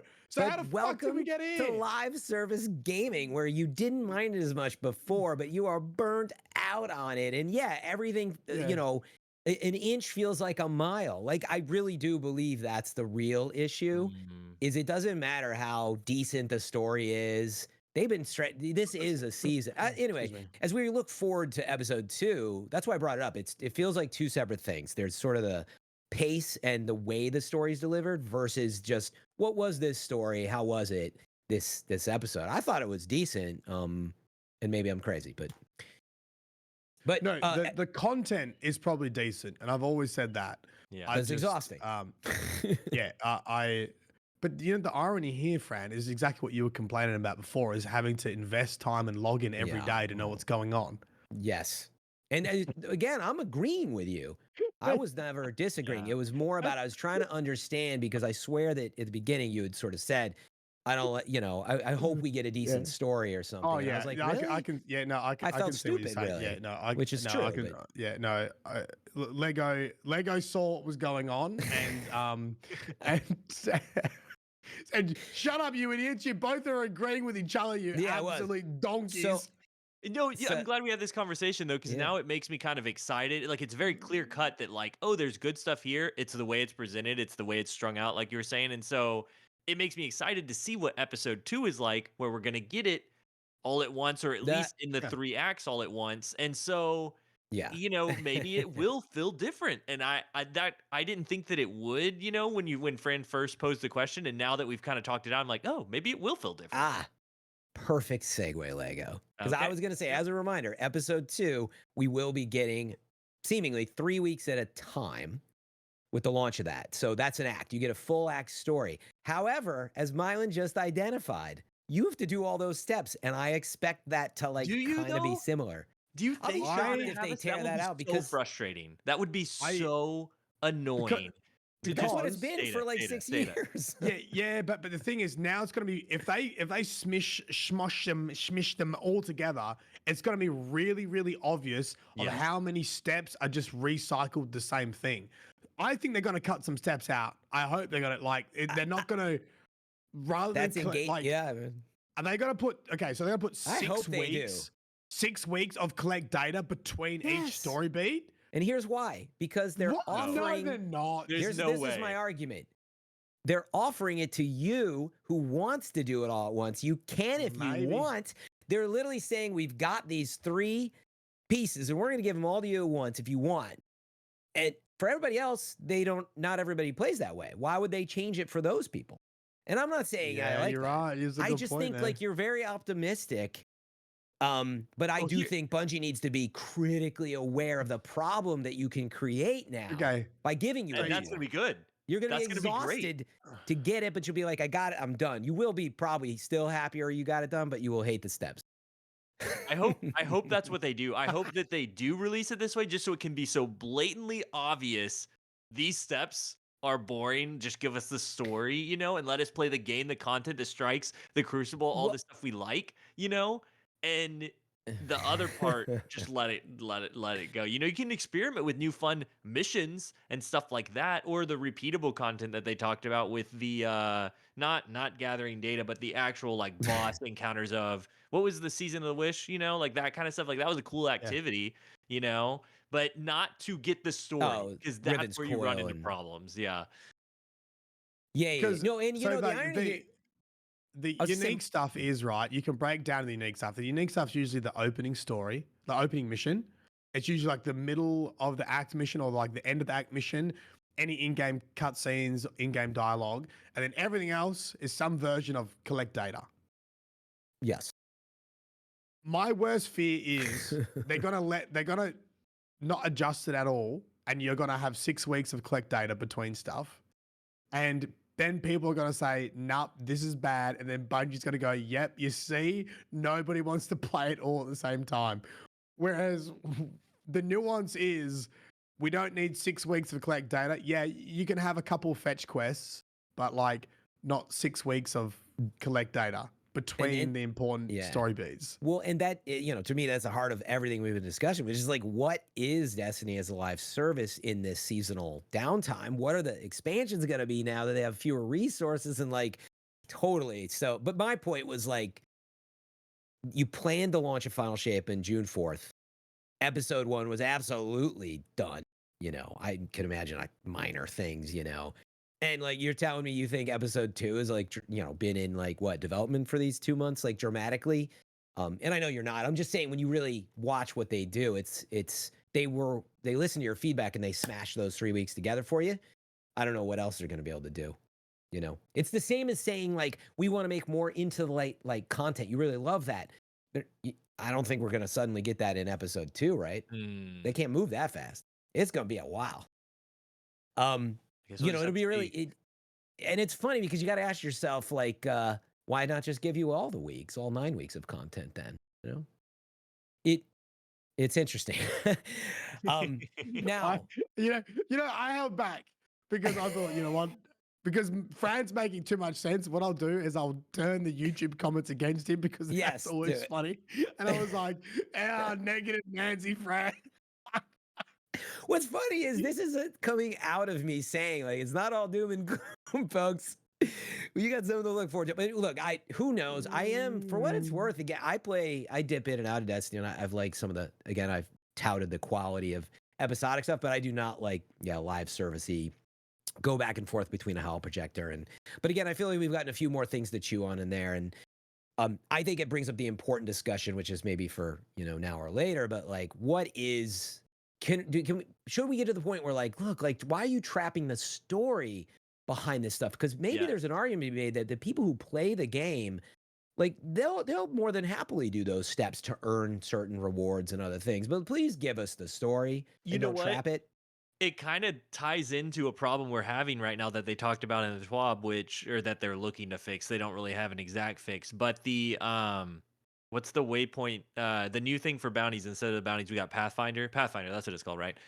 So it's making people play stuff they don't want to play to get the reward for just playing the content they want to play, and so they're trying to like revamp it to where it's a little easier. And it's like, that's kind of the problem with the story too, is they're just making us play. Like, I come to Destiny to play Crucible, sometimes to play Strike, sometimes to play raids, dungeons, not to play go get data, like that. Like, sometimes something like that is fun if it's, an optional thing and there's a certain kind of gear in there. But if it's to like get the story every time doing these other things, I wonder if there is another way, just doing what we like in the game. I mean, that would be honestly, if I was just gloves off, I don't have to worry about, and I don't, by the way, I'm just illustrating the revenue, anything. I'm like, honestly, I've always asked for what Myelin is saying. I've always wanted to just log in, do the mission, get the cutscene, and everything else.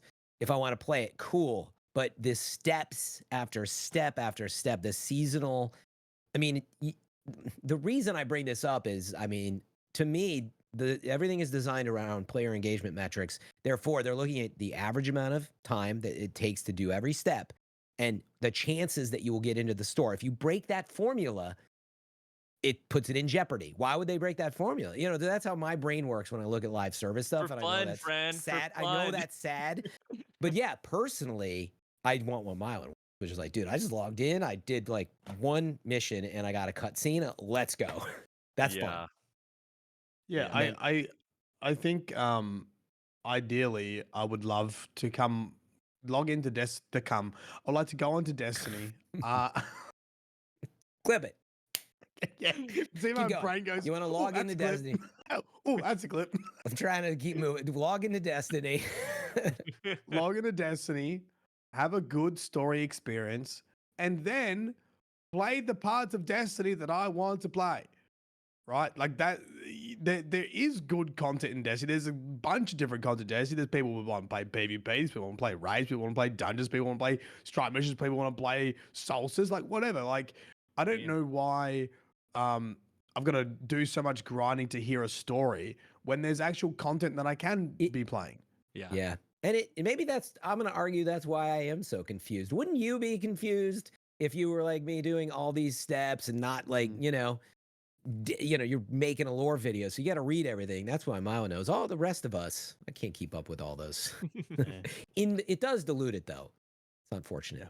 Anyway, to Bungie's credit, this is a little. If we got something else to say, I want to stay here. If you're gonna keep going. Well, I was gonna say it's worth talking about real fast. Since Watts is back. I'm back. Fill me in. If we're going over the TWAB, we should consider when we're getting into it versus the rest. I was going to switch to Solstice for just a second, but I'll wait. That's probably perfect. No, I would do that.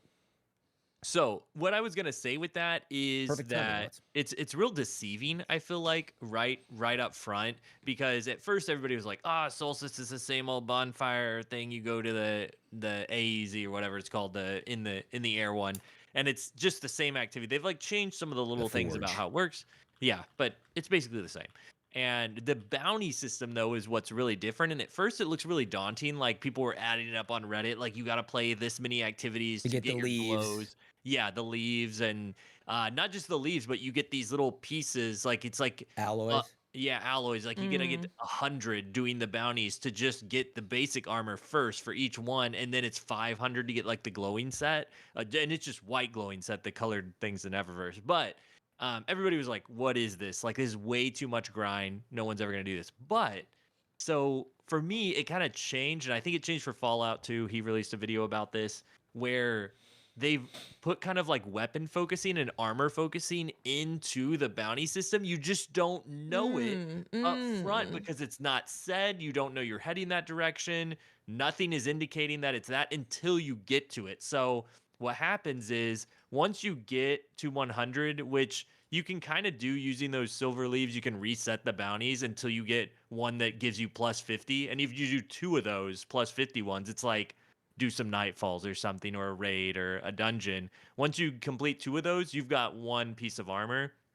And once you have a full armor set, the bounties then change. Once you've unlocked 1 of every type of your armor, the bounties change to where you can roll specific, like high stat armor for a specific piece you need. And you, with your ghost shell, you can tell it like what stats you want and all that. Like the Or seasonal model almost. exactly. Or you can, and this is what I really like, get double perk rolls on the weapons. And it gives you the weapon for just completing the bounty. You don't even have to play the mode, the forge, the bonfire. You don't have to play that mode anymore. And so you don't even really need to play it at all to begin with, other than to do it one time to get the armor at the very end of a bounty once you have all the stuff to create it. Because really, you get the leaves from just doing strikes, PvP, whatever you want to play.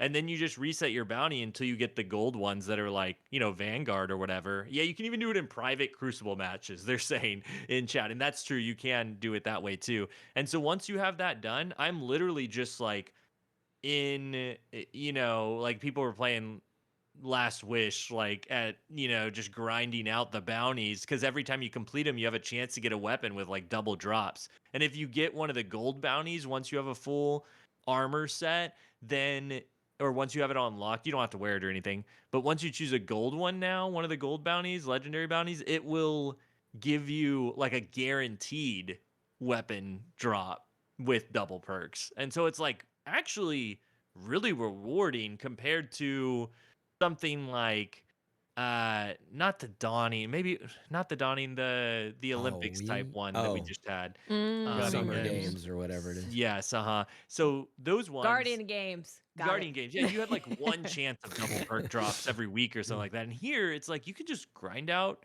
these bounties. You don't even have to play the event. If you get bored of it, you can just go play the parts of the game that you like. So to the credit of what we've been talking about, like playing what you like versus what you don't, I actually kind of dig that I don't have to keep playing that activity if I don't want to. Like, yeah, there's a chance of getting the single perk drop weapons, which is what I'm there for, but I can just go do the bounties and not care. What? And just do what I want. What's the activity you have to get out of the way again?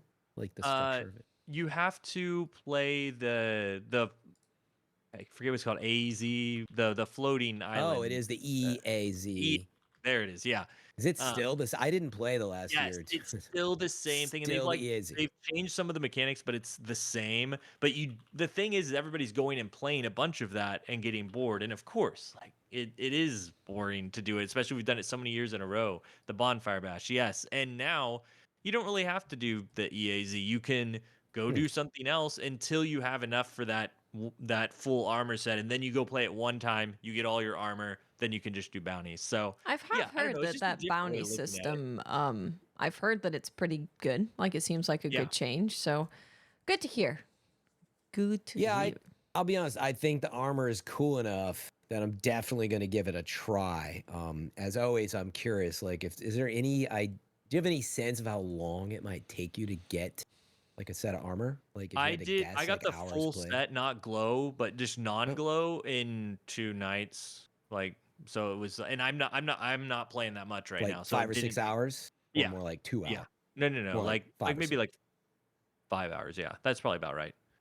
Okay. That's not bad to get that set of armor. I mean, just to something I'm more have it down for. be able to unlock. And for me, And it's about the weapons because some of the weapons are like really good. yeah, there's a Like stasis rocket in there I was looking at real fast. I was like, ooh. I mean, so the Strand, Strand. right? Yeah. So the Strand one, I haven't seen anybody talk about this, but I think it's really funny. I didn't realize that they changed Grave Robber to work not just on a melee hit, but on like a melee kill, but it's on a powered melee hit if you just hit something. And Warlocks have like 3 of those, Yeah. you Or know? And so hunters you like can get shuriken. Grave Robber, and then in the 4th column, you can get what's the one that there's some new perk that gives you 2 rockets like every Bipod. reload? Bipod, yeah. So Bipod and Grave Robber, you literally shoot 2, melee, shoot 2, melee, shoot 2, melee. So Oh, you can shoot 6 rockets. And that's just funny to me. I that's just think cool. it's ridiculous. But Yeah, yeah, Bipod's that sick in the first place. So mm-hmm. So yeah, there's good gear there. There's also a shotgun. I'll shut up after this. I'm going off, but this is my it is a weapon talk Destiny here for a podcast second. still. Yeah, No, it's good. That's good. the shotgun Compass Rose is actually like the best. I mean, arguably the PvP? best shotgun in the game. Yeah, for PvP. Like, and you can get double perk Healing. rolls on it. Tell me Yeah. more.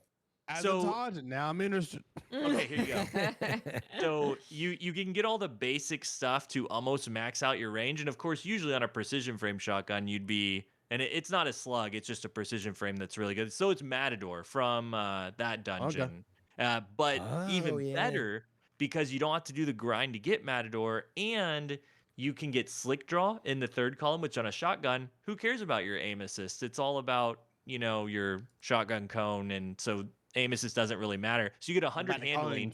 Yeah, 100 handling with Slick Draw, and then the 4th column you get opening shot on top of, and so your max range, max handling, it's pretty much the best shotgun, like arguably in the game. So Slick Draw is different from Quick Draw in that it's 100, it just maxes out your handling completely. okay. It's also it decreases target acquisition, but I But guess that target doesn't matter. acquisition, so here's the trick, Fran, is that only affects the singular bullet, like the first bullet that is magnetism, shot is it? in the shotgun spread. Oh, right. No. And in the spread of the shotgun, it like basically it doesn't. It's almost meaningless on a shotgun. Is what I'm saying. Gotcha. Yeah, I never know that. Okay. And honestly, I bring this up because I didn't even know it was like Matador, but I could use like a newer shotgun over. I still use like Astral Horizon or whatever. So I'd love a nice replacement. Yeah, because so it's Astral good to is know. really I like Astral, but it's really bulky. Like it's not quick, and fast. And so this one, it's gonna hit hard and it's gonna be really fast. And you can enhance the perks Nice. too. They were saying that in chat. Yeah, that's true. All the nice. perks are enhanceable now. So Well, that's good. I mean, at least, yeah, as what I'm hearing is Solstice. There's good weapons to grind for. They don't gate you into the EAZ all Yeah. the time, which we've talked about for years. And you can just play it how you want and earn after you participate very briefly in the EAZ, just like once or something, it sounds like. yeah, and But I that's do the like trick. That's the trick is like you can get fooled into thinking you need to do the AEZ a lot because it's the activity for the thing, but you don't have to with the bounties. So just keep that in mind, if you're getting burned out. Oh, I would. I don't want to really do that. So happily would do. I always say that. By the way, it probably doesn't work everywhere, but I'm always like, I've been bringing this up on podcasts literally for half a decade. I'm like, why can't I just go and do a lost sector and like contribute towards this? And it sounds like they've taken these steps year on year and are finally getting to a good spot with that. So They just why That's why good. don't they tell us? Like I feel like these things should be Yeah. Well, they did communicated. it. It probably was gonna be in the TWAB It last probably was. week. Yeah. yeah, that's a Yeah. good point. They would have told you last They were week. gonna have That's a a good TWAB. point. Yeah, Hey, it was a surprise. but was it should also a surprise. still be in the Flip game side. because Flip not side, yeah. everyone reads the TWAB. Exactly. That's what I was gonna say. There's so many players that have no idea, and So it many. would be nice in the game to just say like, "Hey, you'll be able to focus, not focus your weapons, but get double perk drops, guaranteed weapons from the bounties instead of only from the AZ." Yeah, I mean, if any from Bungie is out there listening, I've said this a lot, and I'm curious if you guys would agree with this, but like, there's some games that do like a YouTube video that links through, and you have got to be careful with that. But like an actual, like, just put it in the game and have someone that does like a 4-minute video that you're like, oh, that was easy. Don't you think something like that would be helpful versus it's always, I mean, outside the game too, you can I use agree, it, but like, actually. I forget which game it was, but I was like clicking on like videos. They were tutorial type stuff, and there was just YouTube videos that got updated. I was like, it was out. Did Outriders do a little bit of that? Maybe. But anyway, I feel like it's an easy path to just like put stuff in the game. Because like in other words, you try to design like all this UI stuff and that's Right. important. But then like sometimes just somebody telling you in like 3.5 minutes is a good way to go. That's Anyway, I think it's a good idea. are we covering the many other things in the TWAB today, or what do we want to do? And welcome back, Watts. It's getting a little late. Yeah, it's getting a little late. Yeah, I agree. Oh wow, it's almost 11 o'clock, right? So before we do 11 a.m. Twitter questions, I would like to introduce the Destiny community to Monster Hunter Wilds. It's time. Pull up. It's hunting time. Oh. There it is. Genuinely, in 2018, when Monster Hunter World came out, there was a downtime in Destiny, and so many people from Destiny tried Monster Hunter and ended up loving it. Because if you're someone who likes constantly working towards something, getting loot, Sets, unique making armor, builds, it's making builds. It's the best for that. Skill gap with how to, like all the fine-tuned stuff with weapons and like, oh, you're not using that right, la la la, idiot. That's just Myelin, and maybe Myelin's chat. Because excuse me, that's gonna be you talking to Fran when you backseat him in. I just want him to be having fun. You know what the back seating's gonna be? It's gonna be Fran trying to understand something he does not need to understand right now. I'm gonna be like, Fran, get out of the menu. You don't need to worry about that right now. Go hunt the monster. That's gonna be. I'm gonna fight that so hard. Like, but that I don't. You'll be like, shh, quiet. You have to. Yeah, I'm with just Fran. listen. I like to understand everything. But you're trying to, annoying detail. but that usually makes people not want to play games because they're trying to understand it, and you're like, well, you're just getting into the game. You're learning like how to use a weapon. Let's start there, okay? But the news cycle has officially kick-started for Monster Hunter Wilds. They started by putting up 3 videos. This was the beginning of it. One was a basic mechanics video where if you're like a veteran of the series, you're not going to get much from them telling you the basic mechanics. However, they did show UI in there. They showed the new 3D map because the places in World were very vertical. There's lots of vertical space. And we all got lost. And Capcom clearly saw that we were all lost. We're like, we're going to give you a 3D map so you can see where you're going. So we got to see the UI of nice. like the 3D map, what monsters like portraits look like, what picking things up off of the map and using that all looks like. So we got to see a bunch of UIs from that video. And then there was a dedicated focus mode video, which is a brand new mechanic being brought to Monster Hunter with Wilds, which is basically you have your normal mode and then you have focus mode. We don't know how you do it yet. Some button press, I don't know which one. But it takes you into this mode where you can see monsters' weak points and you can also see monsters' wounds that you've done to them. Oh. Yeah. So it'll bring up this little reticle. It's kind of nice because as a noob and like relatively new player to like Monster Hunter, I never really knew if I was doing the right thing, Yeah. I was kind of like, I think I'm hitting them properly. Like, I think I'm doing like the right thing. And like, eventually the monster falls over, you're like, yay. But like, I had no idea of whether I was doing, the most optimal thing. So maybe that helps like understanding like weak spots and stuff. Yeah, it'll show you like which parts of the monster just naturally are weak. And then the way that you make wounds on a monster is you just attack an area a lot, pretty much. So if you need like monster's claws for some armor you're making, you want to attack the legs a bunch. If you go into focus mode, it will like highlight the wound with kind of like a red highlight to show you where the wound is and where the weak spots are as well. But also in that mode, every weapon Do you reckon that takes out... How do you feel about that? Do you reckon that takes out some of the fun of like kind of learning monsters? Do you think that's a good addition? So it's kind of a mixture, I guess. I think because it seems more casual friendly for someone like me. It's more casual friendly because you can go into a fight and go, oh, the monster's weak point is their head, which is the case for most monsters. But you go, their weak spot is their back left wing, and you'll be able to see that. Whereas before, maybe you wouldn't have. I think Yeah, for me, it's less of like a huge deal because I play bow and I'm not just thinking about which part of the body they're weak to, but what elements they're weak to. So, Right. and it's not going to tell me that. It doesn't highlight like water. It doesn't light up blue Doesn't to tell you show exactly me. what to do. Yeah.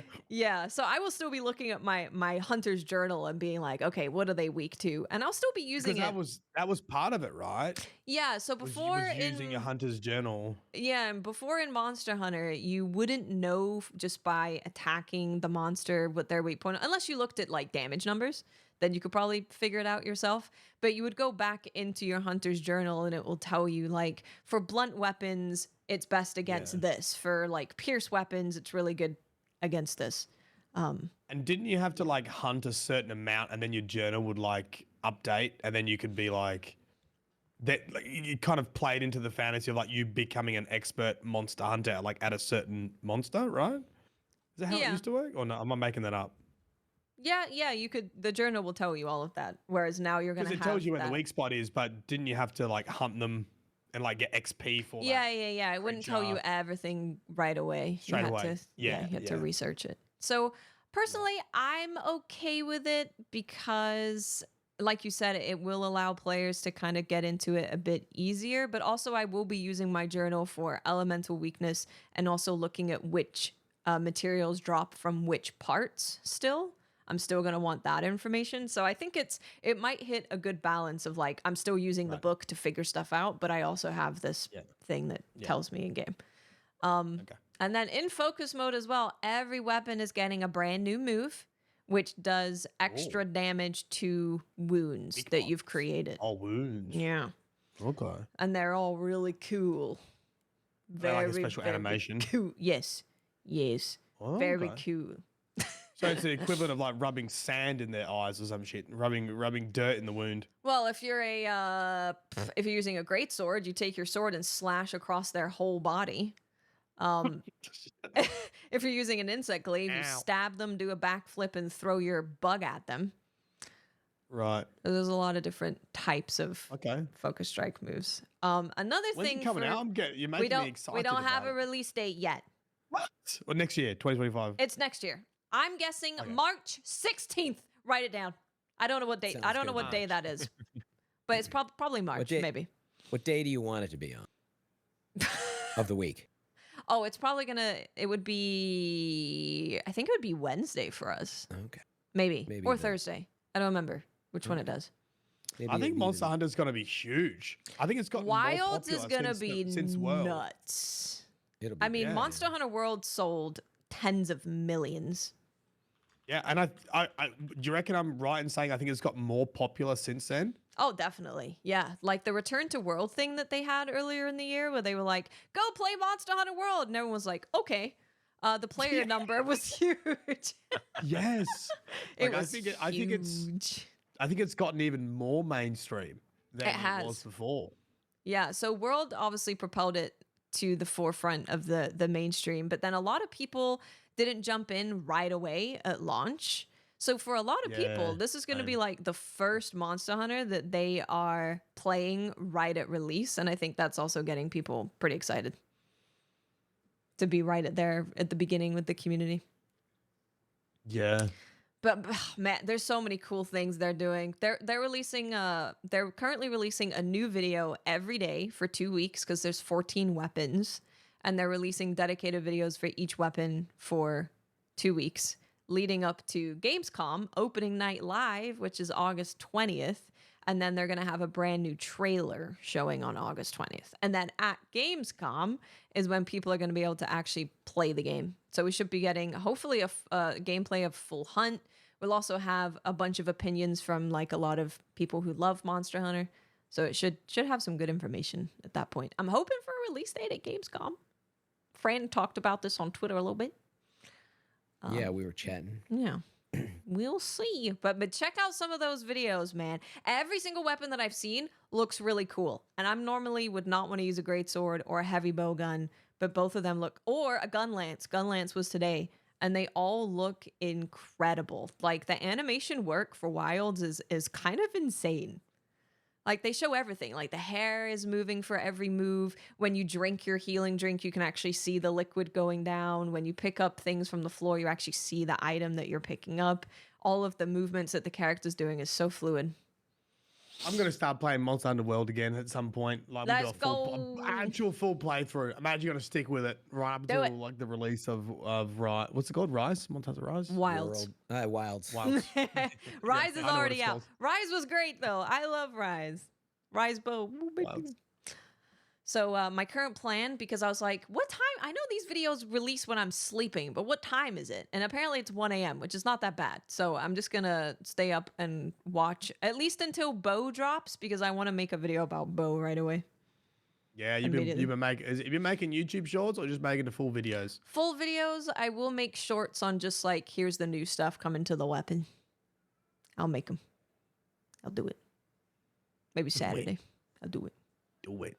Do it. People are very excited. It's looking real good. And it's the first next gen Monster Hunter, right? It's only coming to PS5, Xbox Series, XS, The RE engine. PC. Is it PC on release as well? Correct. I would assume so, yeah. I mean, bloody first Monster Hunter Worlds didn't do that, did it? They didn't. I don't think they had any idea how popular it was gonna be. They weren't gonna put Rise on PC, and then because it was just a Switch game, and then they're like, "Oh crap, people want to play Rise on PC," so then they ended up doing it. So yeah, it will be a simultaneous release, and it will also have crossplay. So it's gonna be pretty awesome. Just add some Now, cross what do you think's gonna progression run to that too, best? please? What I think's gonna run. So I would be highly surprised if console was higher than 30 FPS. Because Dragon's Dogma was 30 FPS. That is the newest. No it's, shot. It's the newest game that we have. Piss me off. It's the newest game. Yeah, you played on console, right? Yeah, because Yeah. what happened? So I couldn't get it on PC. Your or something. character Download- creator wouldn't work or something. It was like crashing. That's right. Just kept crashing on PC. Yeah. Yeah. You have all kinds of PC Oh. problems, apparently, Mo. I think it's your computer. You have a new computer. Your mouse isn't working. You can't create characters, It's and you're not my blaming the computer, developers. Fran. You're know blaming what, Fran? DICE. Wow, You know what, dude. Fran? You know what, Fran? Download Battlefield 2042 because I'm gonna I laugh will. so hard when your fucking mouse doesn't work. Yeah, do I'll it do right it now. right Gotta now. do it. Yeah, You- do it right now to prove him wrong or right. Either way, Gonna do it. I want to know. I game was- want to know. Mouse not working. You can't solve that simple problem. You don't deserve to play on PC. That's all I'm gonna say. Update your drivers. What's happening? I'm Yeah, messing. so console probably 30 FPS. Like I there's think just almost looking certainly. at the detail. You can see every slash in the leather. You can see every like dink in the metal armor. It's crazy detailed. There's no way it's gonna be 60 on consoles. Yeah. Don't get your hopes up. So I would be playing on PC. True. It's my MO. Don't get your hopes up. Fix your But it's PC also it also feels like a pretty comfy console game. Like it's a kind of game I'd probably want to be sitting on the couch for too, though. That's my issue. Get a Steam Deck, silly goose. I don't- This is the thing though, what? So when I'm at Yeah. my desk, I'm allowed to call it work, and that means Yeah. Leo can't bother me. If I'm sitting on the couch, there's no way I'm playing a game without Leo climbing all over me. Well, luckily there's a pause button. Maybe. True. Maybe. It's a 3D don't know. pause button. It's no pause. Yeah, so if you're a Destiny player and you don't know where to go, just take a look at Monster Hunter. You can even play Monster Hunter World. Like, it still holds up incredibly. It looks great. It plays great. There's a good amount of people playing it as well. Also, it's like, how much is it right now on Steam? Like $30 or something? Yeah. Oh man, Yeah. that would last you a Steal. while too. Yes. You can play Monster Hunter World for ages. Don't Yeah. worry. If you wait long enough, a Chinese developer will make a free version of it. Then you can just Bro. so And it'll run really well. they also run great. Bringing it Just gotta- full circle. Get some loot boxes. Do you want to do a couple questions? A little Yeah, bit, we should, a little bit let's of do a it. if you Twitter guys can. questions. Gotta go get my God roll compass rose. So we have a question, sticking with variety for a little bit. We have Nuge Plays, who says, what upcoming games are you excited for? Mine's are Dune Awakening and Replaced. I'm excited for Dune Metroid. Awakening. For sure. Metroid You're Prime getting 4. a new trailer at Gamescom for that. For Dune Yeah. or Metroid? Dune. Definitely Dune. Dune. Yeah. When do I need to pay attention to this stuff? Gamescom starts August next week, 20th right? at 11 a.m. Pacific is the time of the opening show, which is when all the trailers will be. Isn't it the same day that Wukong comes out? Correct. That's easy to remember. It's gonna be. It's this. Bella has an appointment on the 21st. Wukong's out on the 20th. Gamescom starting on the 20th. Stuff starts being announced probably or like revealed on the 21st. It sounds like you need to move Bella's appointment to the 19th. Unfortunately, it's. So here's a weird thing about veterinary. It's a cardiologist, just to like check, and no one has an in-house cardiologist because there aren't enough of them. So the way that they do it is they just go between. They have like 1 day a month that they go between vet clinics. So you drop them off at like 8 o'clock in the morning, and they're there until the cardiologist shows up. They line them up and then they just all look at them. Yeah, right. Yep, not enough That's of them. rough. That should be fine. It'll be fine. Watts is gonna be in a veterinary clinic going, "What's up, guys? Back at the channel." Some fucking cats in the background. We're here with the Gamescom news announcement. It's gonna be really busy. August is gonna be really busy.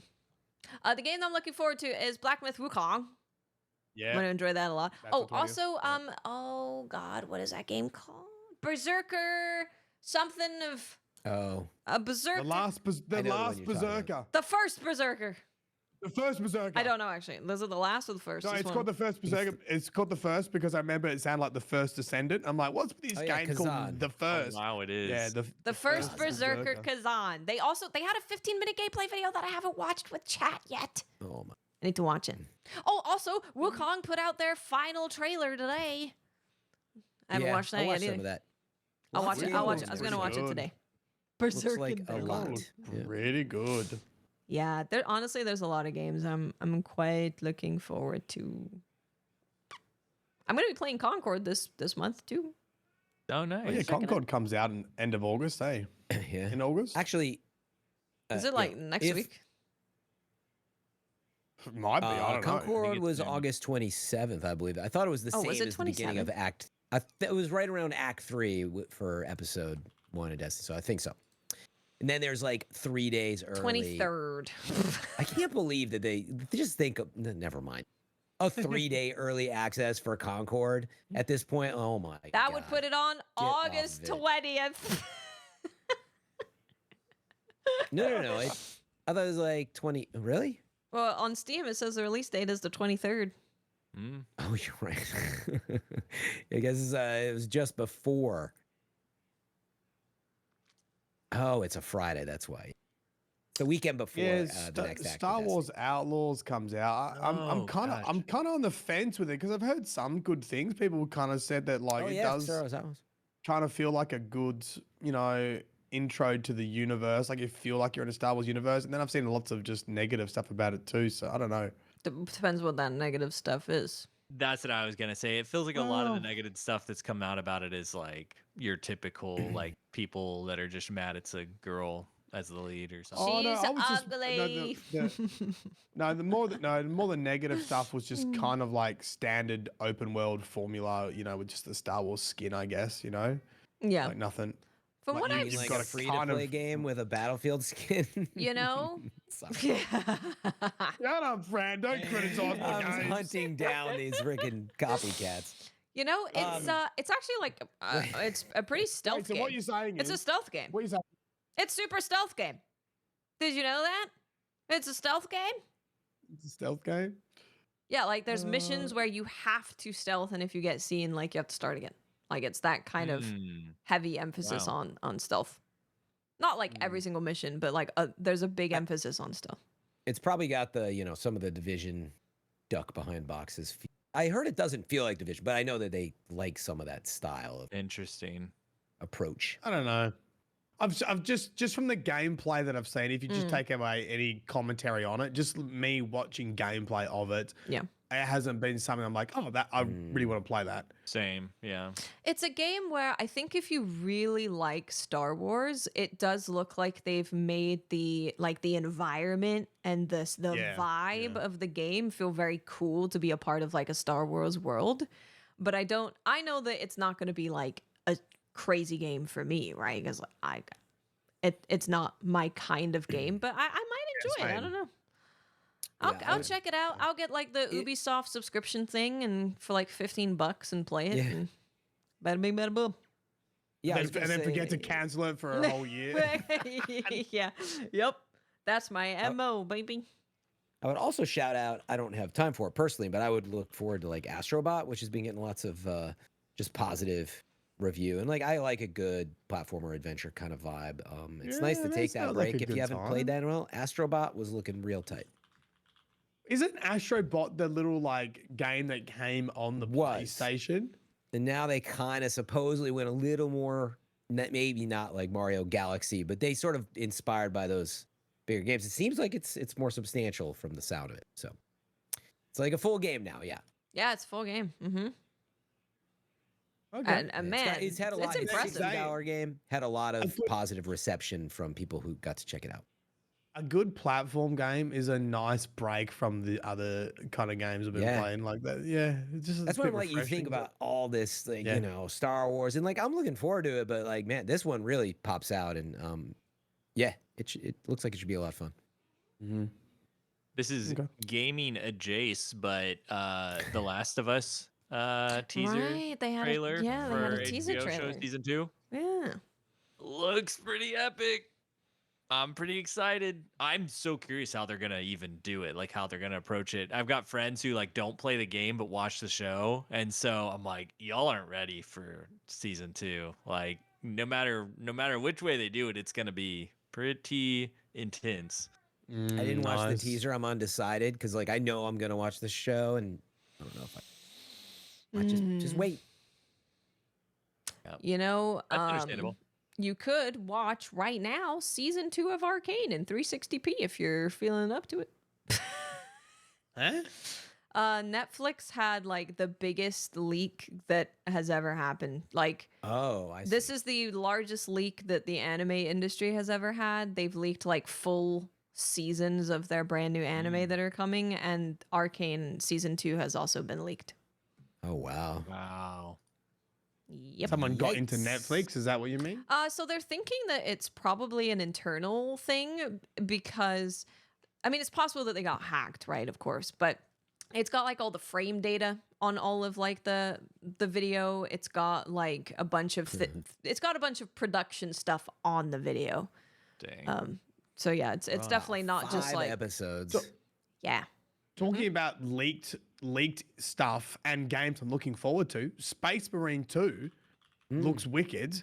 And also somehow a developer build got leaked. So people are just straight up just like putting gameplay up, and you just like it's, I mean, the leaked developer copy is getting good reviews. Like people are, it's a pretty good game. Like That's Well, right. they dodged that bullet at least, but I'm sure they're upset. yeah. Man. All right, that's what we're looking forward to. Heaps. Yeah, that was one question. Lots of things. That was one question. Okay, this is from Thuggy T. Question from Thuggy T. Myelin. Is it true that in Australia, before you go to preschool, you have to kill someone with your bare hands? Not once, but twice. New Australian fact he's been holding back from everyone. That's not true. What is true is you do have to capture a kangaroo with your bare hands, or you can use a lasso if you're wearing the Crocodile Dundee hat. Right? Okay. And specifically. Once it's a bit like Pokemon. So once you tame them, that becomes your like forever-roo that you must Forever-roo. ride to school on. Yeah, forever-roo. Yeah. Yep. Forever. Forever-roo. You And had him in that's- the first half. The first half.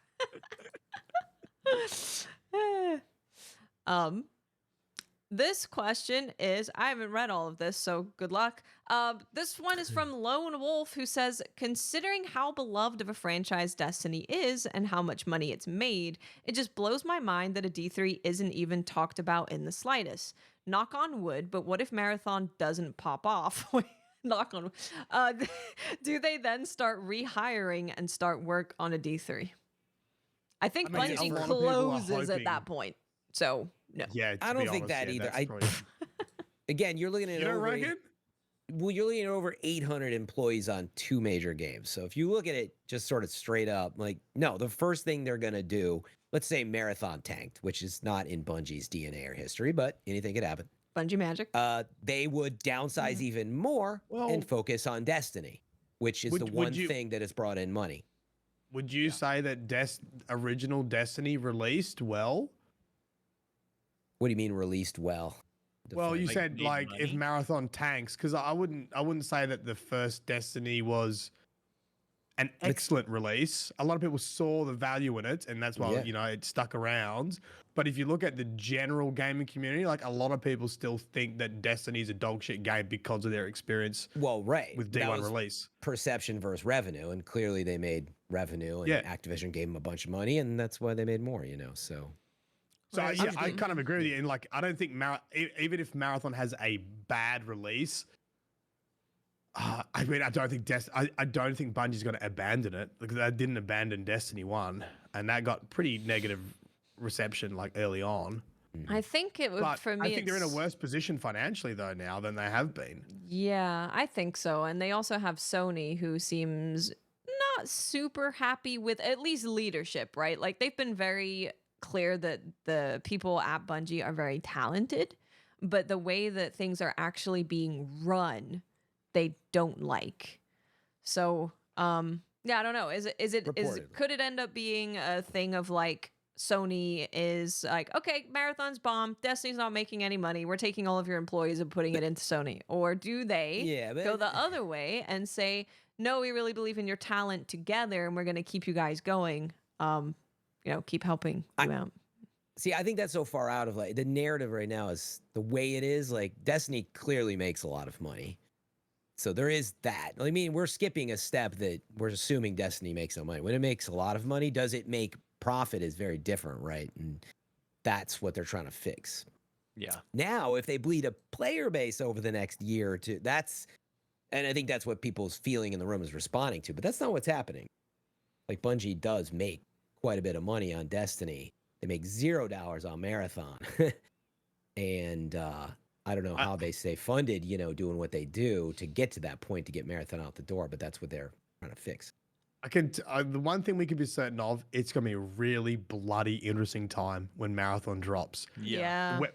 Whether Marathon is hugely successful or a flop on relays, it is going to be a crazy space to watch and cover because there's a lot of vitriol there from Destiny players for not getting Destiny 3 and now we know Destiny kind of been neglected for other projects. Marathon definitely doesn't seem like a game that Destiny players are going to like. We don't really know what it is yet, but parts of it, people are like, yep, this is not my kind of game. Like, it's going to be super interesting to watch. And Bungie, like, managing 2 games at once, right? This will be the first time that Bungie has 2 IPs live at the same time. Yeah. I would put it in these terms too, right? If you just look at other studios that Sony now owns, and let's say they release a flop, like, do you expect them to go away suddenly? I mean, in this economy, anything can happen, but no. Like, the good news is they now do have a multi-billion-dollar corporation behind them that is prepared. As long as they've got the talent, which they clearly do. Well, seemingly.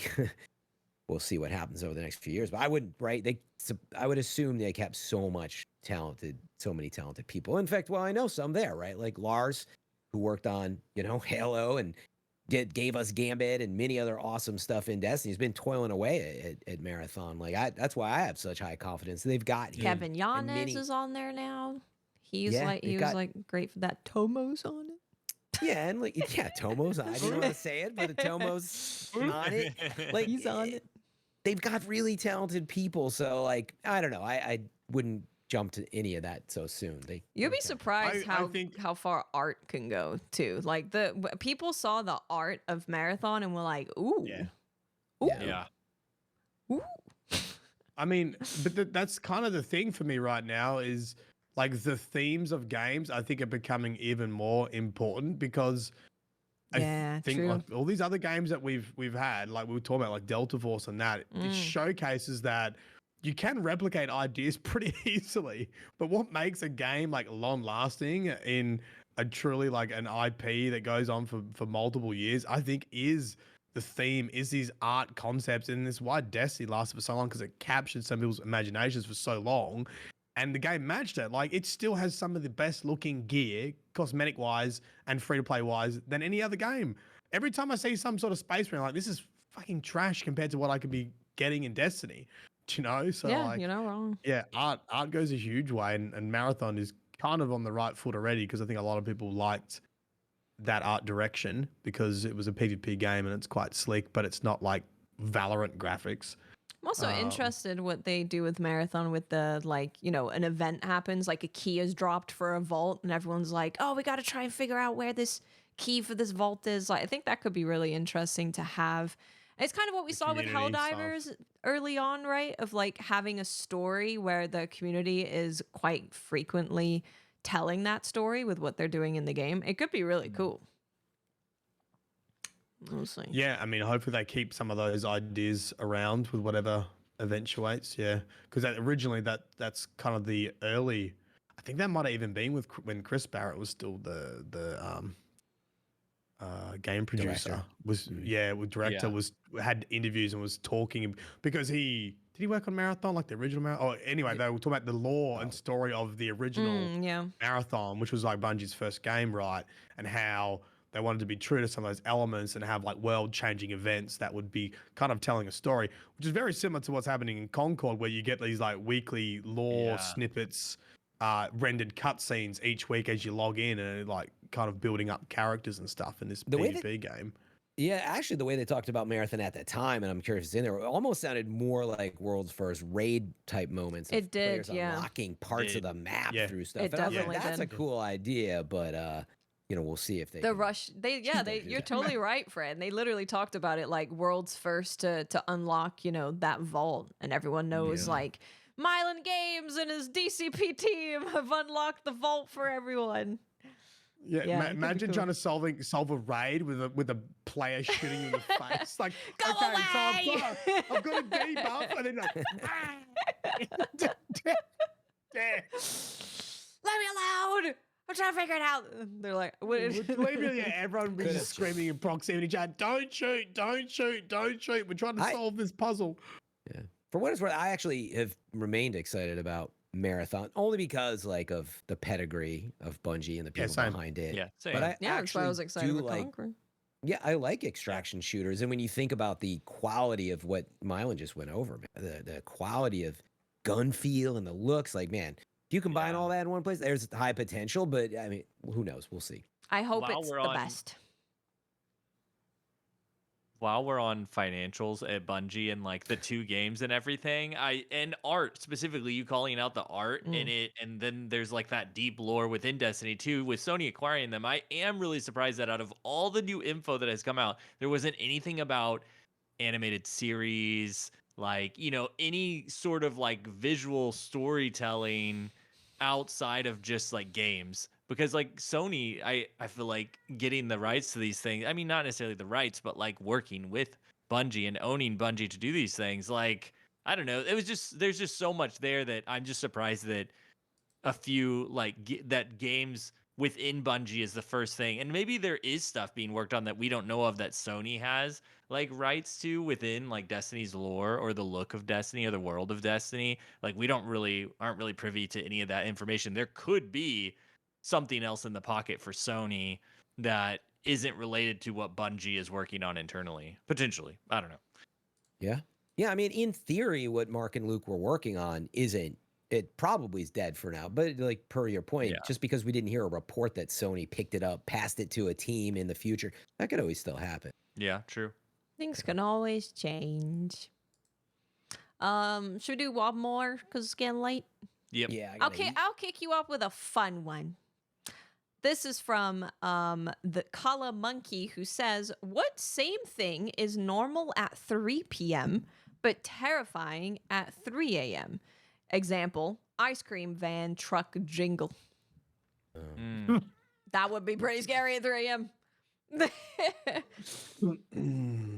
I think just your front door slamming. Like me, I'd somebody be could have just terrified gone at 3 outside to p.m. like I think. get the trash can, but if you hear like that, the front door Yes. slamming Yeah. sound. If Yeah. you hear that, then you're like, wait, Yeah. what? I Nearly got a good one. anything. Okay, my Children laughing and playing. Oh yeah, it's always. Why are children so scary? And Christians. That's actually Why are the perfect Christians so one. scary? Yeah, I agree with that too. the children was probably the best because they are definitely something you never hear at that time doing that. I was thinking like really standard stuff, like in Paranormal Activity, like the scariest part is when she's just standing over the bed and the time's rolling really fast and she's just like, moving. Like if it was like my wife like staring out the window at 3 a.m., I wake up and she's just staring out there. Like during the day, she might Yeah. just be looking out the window, but I'm That's terrified creepy. of looking out windows. Actually, it's like a fear. At night, I do not want to poke my head out Yeah. the window to see what's Now, out is there. that because you think that there's going to be a face like right there an inch away? Yeah. Uh-huh. Something's Something's gonna be there to murder me. Like, Yep. They're like right there. Yeah. Yeah. Okay. Yeah. I Yeah, but think how are you they're going to right. see the murder if you don't look out the window? Well, it won't happen if I don't look at it. Yeah, if you hide under the covers, Myelin, it is proven they go away. It's only if you piss them Yeah. off by looking at them. Well, you know what it probably stems from? It probably stems from the whole thing of like demons don't exist unless you believe in them. So if you're like hiding under the cover and you're like, "Yep, there, everything's fine," can't exist. Things only manifest when you believe in them. It's manifestation. It's true. I feel like I've numbed myself to horror elements just from watching so many horror movies that now I just walk around in pitch black, like in my house. That's like fine. In a scream mask, It is. I wasn't gonna mention that in my holding a knife. You know what I would say is scary? Literally anything. It's like any sound that I hear. If there's a sound of anything at 3 a.m., I am uneasy. So Any my sound. wife actually has like that startle reflex of that uneasiness whenever there's just any noise. And so like and it has something to do with anxiety too, I'm sure, like mixed in there. But there will be periods of time where anytime I come in the room at night, like after she's asleep, if I just like the door just barely like clicks, she's like, oh, and she, like it's to the point where like she'll get up out of bed sometimes, like stop, and I'm like, it's me, it's okay, it's this, it's crazy though, it's kind of freaky. I do that, but I pretend that I wasn't sleeping. Like for some reason, I'm like not really awake, but if I get woken up, I'm like, no, I wasn't sleeping. No, I'm wide awake. And then Really good. Tomo has started doing that. So are you gonna remember what I'm telling you tomorrow when I ask you? And I'm like, yeah, absolutely. And then he asked me, and I'm like, I have no idea what you're talking about. That wasn't I me. wish I could do that. That was not Oh, that's me. funny. I'm the world's lightest sleeper. Okay, good job, everybody. Bye. GG's, everybody. Did we do well? Good Did we do the show. things? I think so. I think it was good. Yeah. I think it was good. We're gonna be rating Myelin if you're here live, because this is his new Yeah. schedule. You're gonna make him famous by Wait. being there at the beginning. Famous streamer. Yep, huge. We're gonna play Someone's Human because a new phase is out. New Better be phase. there. You I gotta fall gotta go behind. there. You're gonna fall behind. Gotta get the things done. Fran, you better start playing the game, Fran. You're falling behind already. It's really fun. Time. It's a good game. It is good. Next week, Briar will be here, I think. Fran, are you gonna be here? I don't remember when you're leaving. I will be at GCX event in we go. Florida. That's next week, So apparently. join me there. Yes. Yes. If you are visiting GCX, Fran has not been there in a long time. So I would love to say hello. So if in the event anybody is listening and going or watching, please say hello. Track me down. Say hello. Yeah. The thing 'Cause is, you gotta otherwise- sneak up on Fran with what's- a scream mask and then grab it. No, none of that. The point is, I don't know what you look like. So hopefully, if you're watching, Oh, and when you come introduce say hello. yourself to Fran, make sure you use your real government name so he truly knows who you are. Something like that. It's a joke because people will do the like, "Hi, I'm Mark," and then later on I find out that it's someone who's been in the stream for like 7 years. I'm like, I didn't know yeah, that. yeah. I don't know your name is Mark. Yeah, That is a I problem. only know Oh you my- as Big Titty 294. All right, if that is your name, definitely come say hello. No, You gotta whisper it. It's big that is titty. a good point though. Yeah, Like fine. if you are anybody's chat, and we would know your name. Use your chat name as well as your real name. Yeah, Yeah, you can tell me your real name. Not opposed to it's it. helpful. It's just it would be. I would like to know that you are someone who's been in the community for like 7 years, so I can You hug nailed it. you. I'm gonna be asking because I've had people do that, and it's 2 weeks later, and they come back to the stream, and they're like, "I saw you." I'm like, "What?" Yeah, And they're like, "That was me." I was It's like, "Why didn't devastating. you say so?" And they're It's like, devastating. Oh, sorry. Right. Yeah. And it really is don't you Don't know be devastating. like what's Mr. worse? Aries. You Do you know know. what's worse? If someone in your chat says, "I saw you, but I didn't want to bother you," you're Ah, like, that's- "Motherfucker, I'm gonna not what that I'm saying. uppercut you." famous.